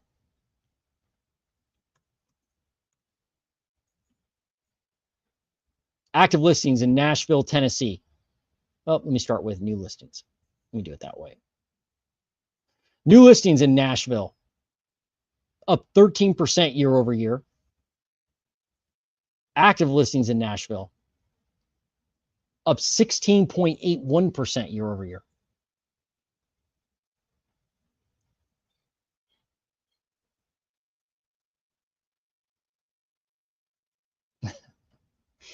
What else we got here? We'll do median days on market in Nashville. It's going down, but it's 4-year high 68.25%. Maybe because of spring, people are starting to buy. I don't know. Did I do pending sales? I don't think I did. Pending sales in Nashville down 1.3%. But I'm curious about, did I already look at this? Active listings in Nashville up 16.81%. Lower than I thought. I thought it would be up a lot more than that. But let's look at median sale price and see where they're at. Starting to head down, 460 grand flat year over year. So starting to head down, but let's look at the rate of change. Yeah, it's definitely headed down with the rate of change, no doubt. So prices may be softening there. Let me look at price drops. Yeah, look at the active listings with price drops. 5.3%, that's up 1.8%, a 4-year high. All these metros, virtually almost everyone I look at has a 4-year high with price drops. Most of them do. And again, you know that that's like, that tells you that people aren't desperate to sell yet. Because if you're desperate to sell, you will drop your price if it's not selling, no doubt. But you're not starting high. If you like need to sell your house in a month, like when you list a house, if you have to be closed in 30 days and out the door, you're going to price it so it moves. Like you're not going to go, oh, I probably should price this at 400 grand, but I'm going to price it at 450 just to test the water, see what I get. And then if it doesn't sell over 2 weeks, then I'll drop it. No. If you need to sell a house, you're like, I'm going to start at 390 because I need to sell it. That's why I think you're seeing a lot of price drops, because you have a lot of wish pricing or want to sell, not need to sell. That's my suspicion. There's a lot of narratives out there that there's like a massive amount of distress, like distress selling, but that's not the case. If it was, you would see a lot more sales because people would be fire selling their properties, and you would see that median sale price go down. You'd see the new listing price go down for sure. Not seeing that. Not yet. Not yet. And you have to remember, a lot of people have a ton of equity. The average person has like 300 grand in equity in their house in the US. So,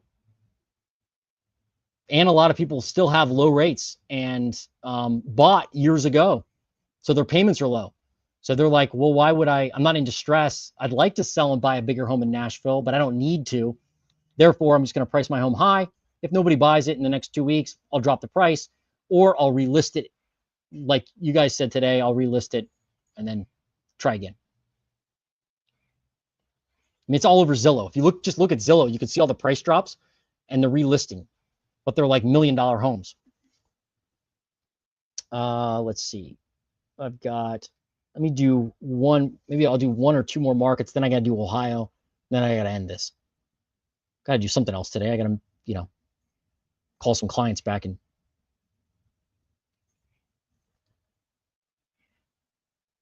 do some other YouTube stuff.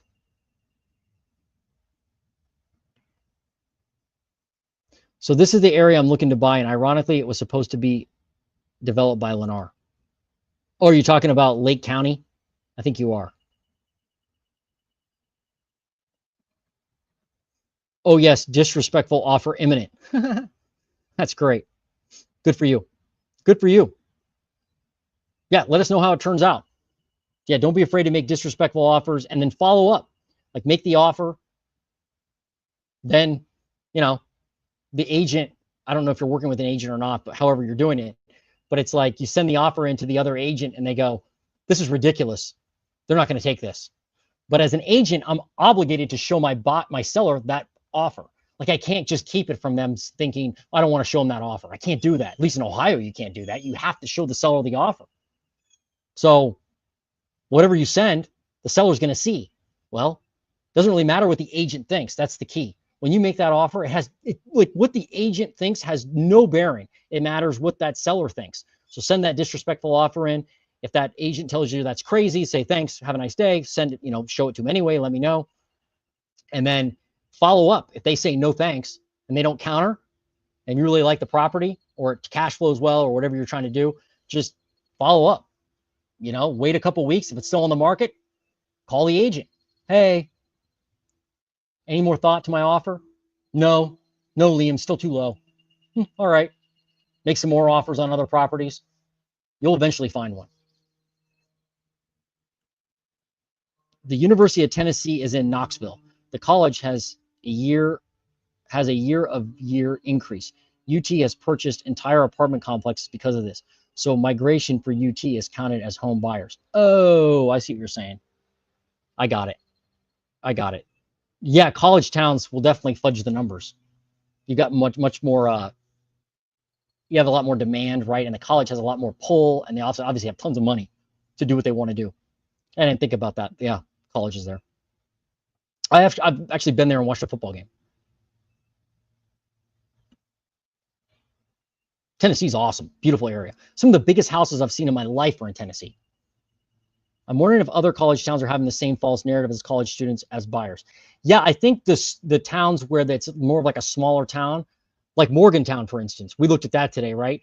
Morgantown, West Virginia, prices are higher than they are in Columbus, Ohio, which Columbus, Ohio is not a rocking market, but still the prices you would think would be higher than West Virginia. But because Morgantown's a relatively tiny town, except for the university, I think that university feel or the university, whatever, influence is changing the market much more so than it would be if it wasn't there. So I think you're onto something. Good points. I have to keep that in mind.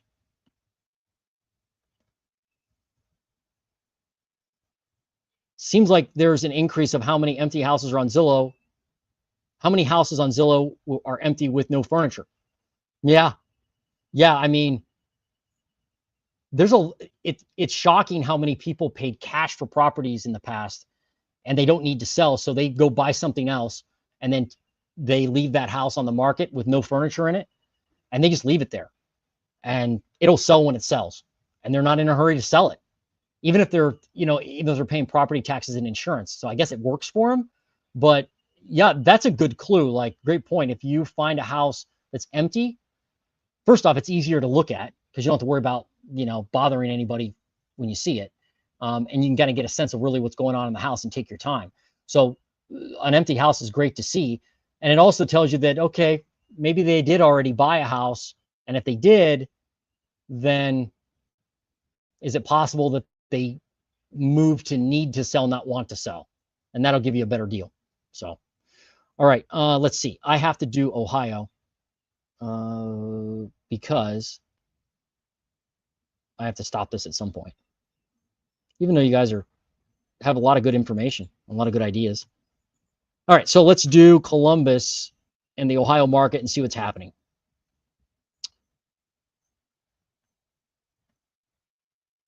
All right, so new listings in Columbus, Ohio. Here's your update for those that live in Ohio.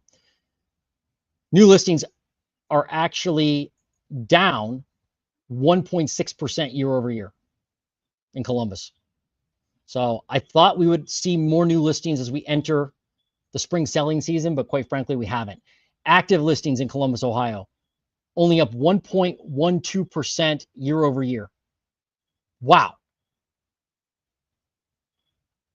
There must have been a ton of homes delisted out of Columbus because active listings were a lot higher than that recently. Just want to make sure I'm looking at this right. Yeah, I am. Active listings. Wow. Only up 1.12% year over year. So like less inventory or not as much inventory as I thought we would have. Let me look at pending sales. Pending sales in Columbus.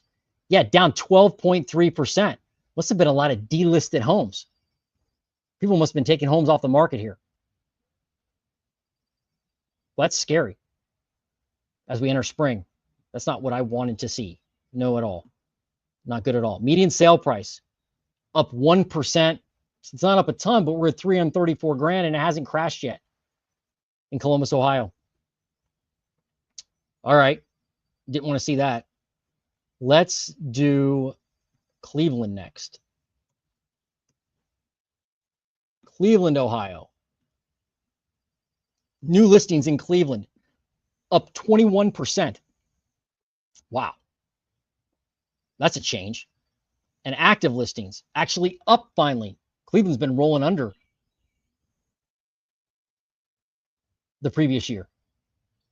Now they're up 1% in active listings. That's it. Columbus isn't much better. Let's do a median sale price in Cleveland. Yeah, look at median sale price up 10%, $228,000. Oh my goodness. Man. That's crazy. Can't believe Cleveland just keeps going up like that. A lot of investors in Cleveland. A lot. Okay, let's do Cincinnati.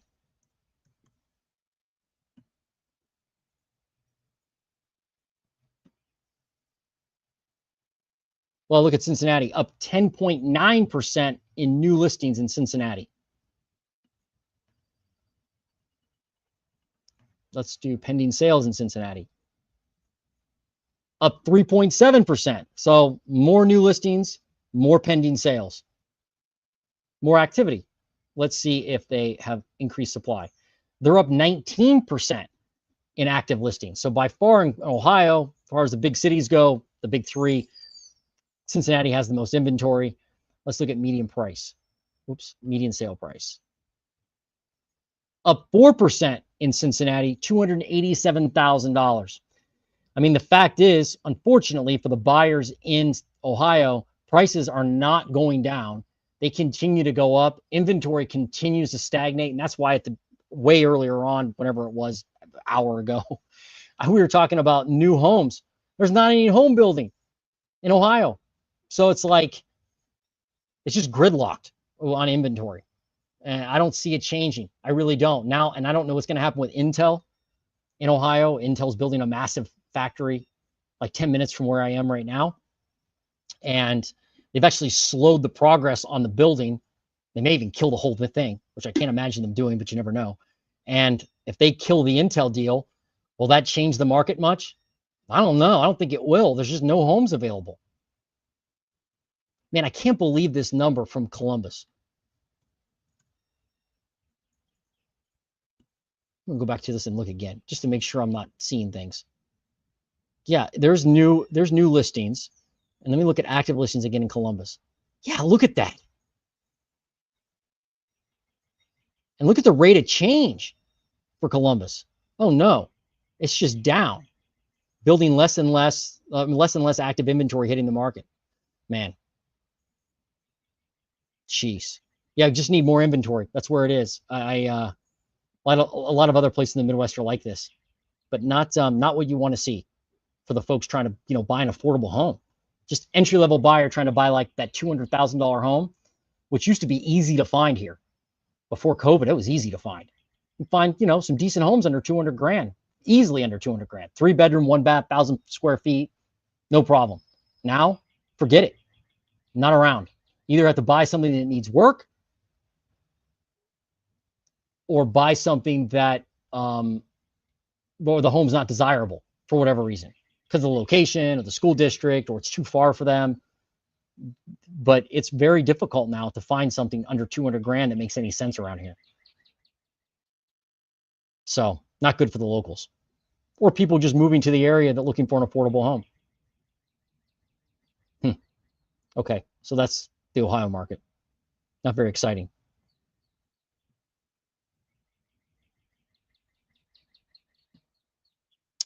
What do you think of the new policies that the realtor association is withholding listings for X amount of days prior to releasing them to the public?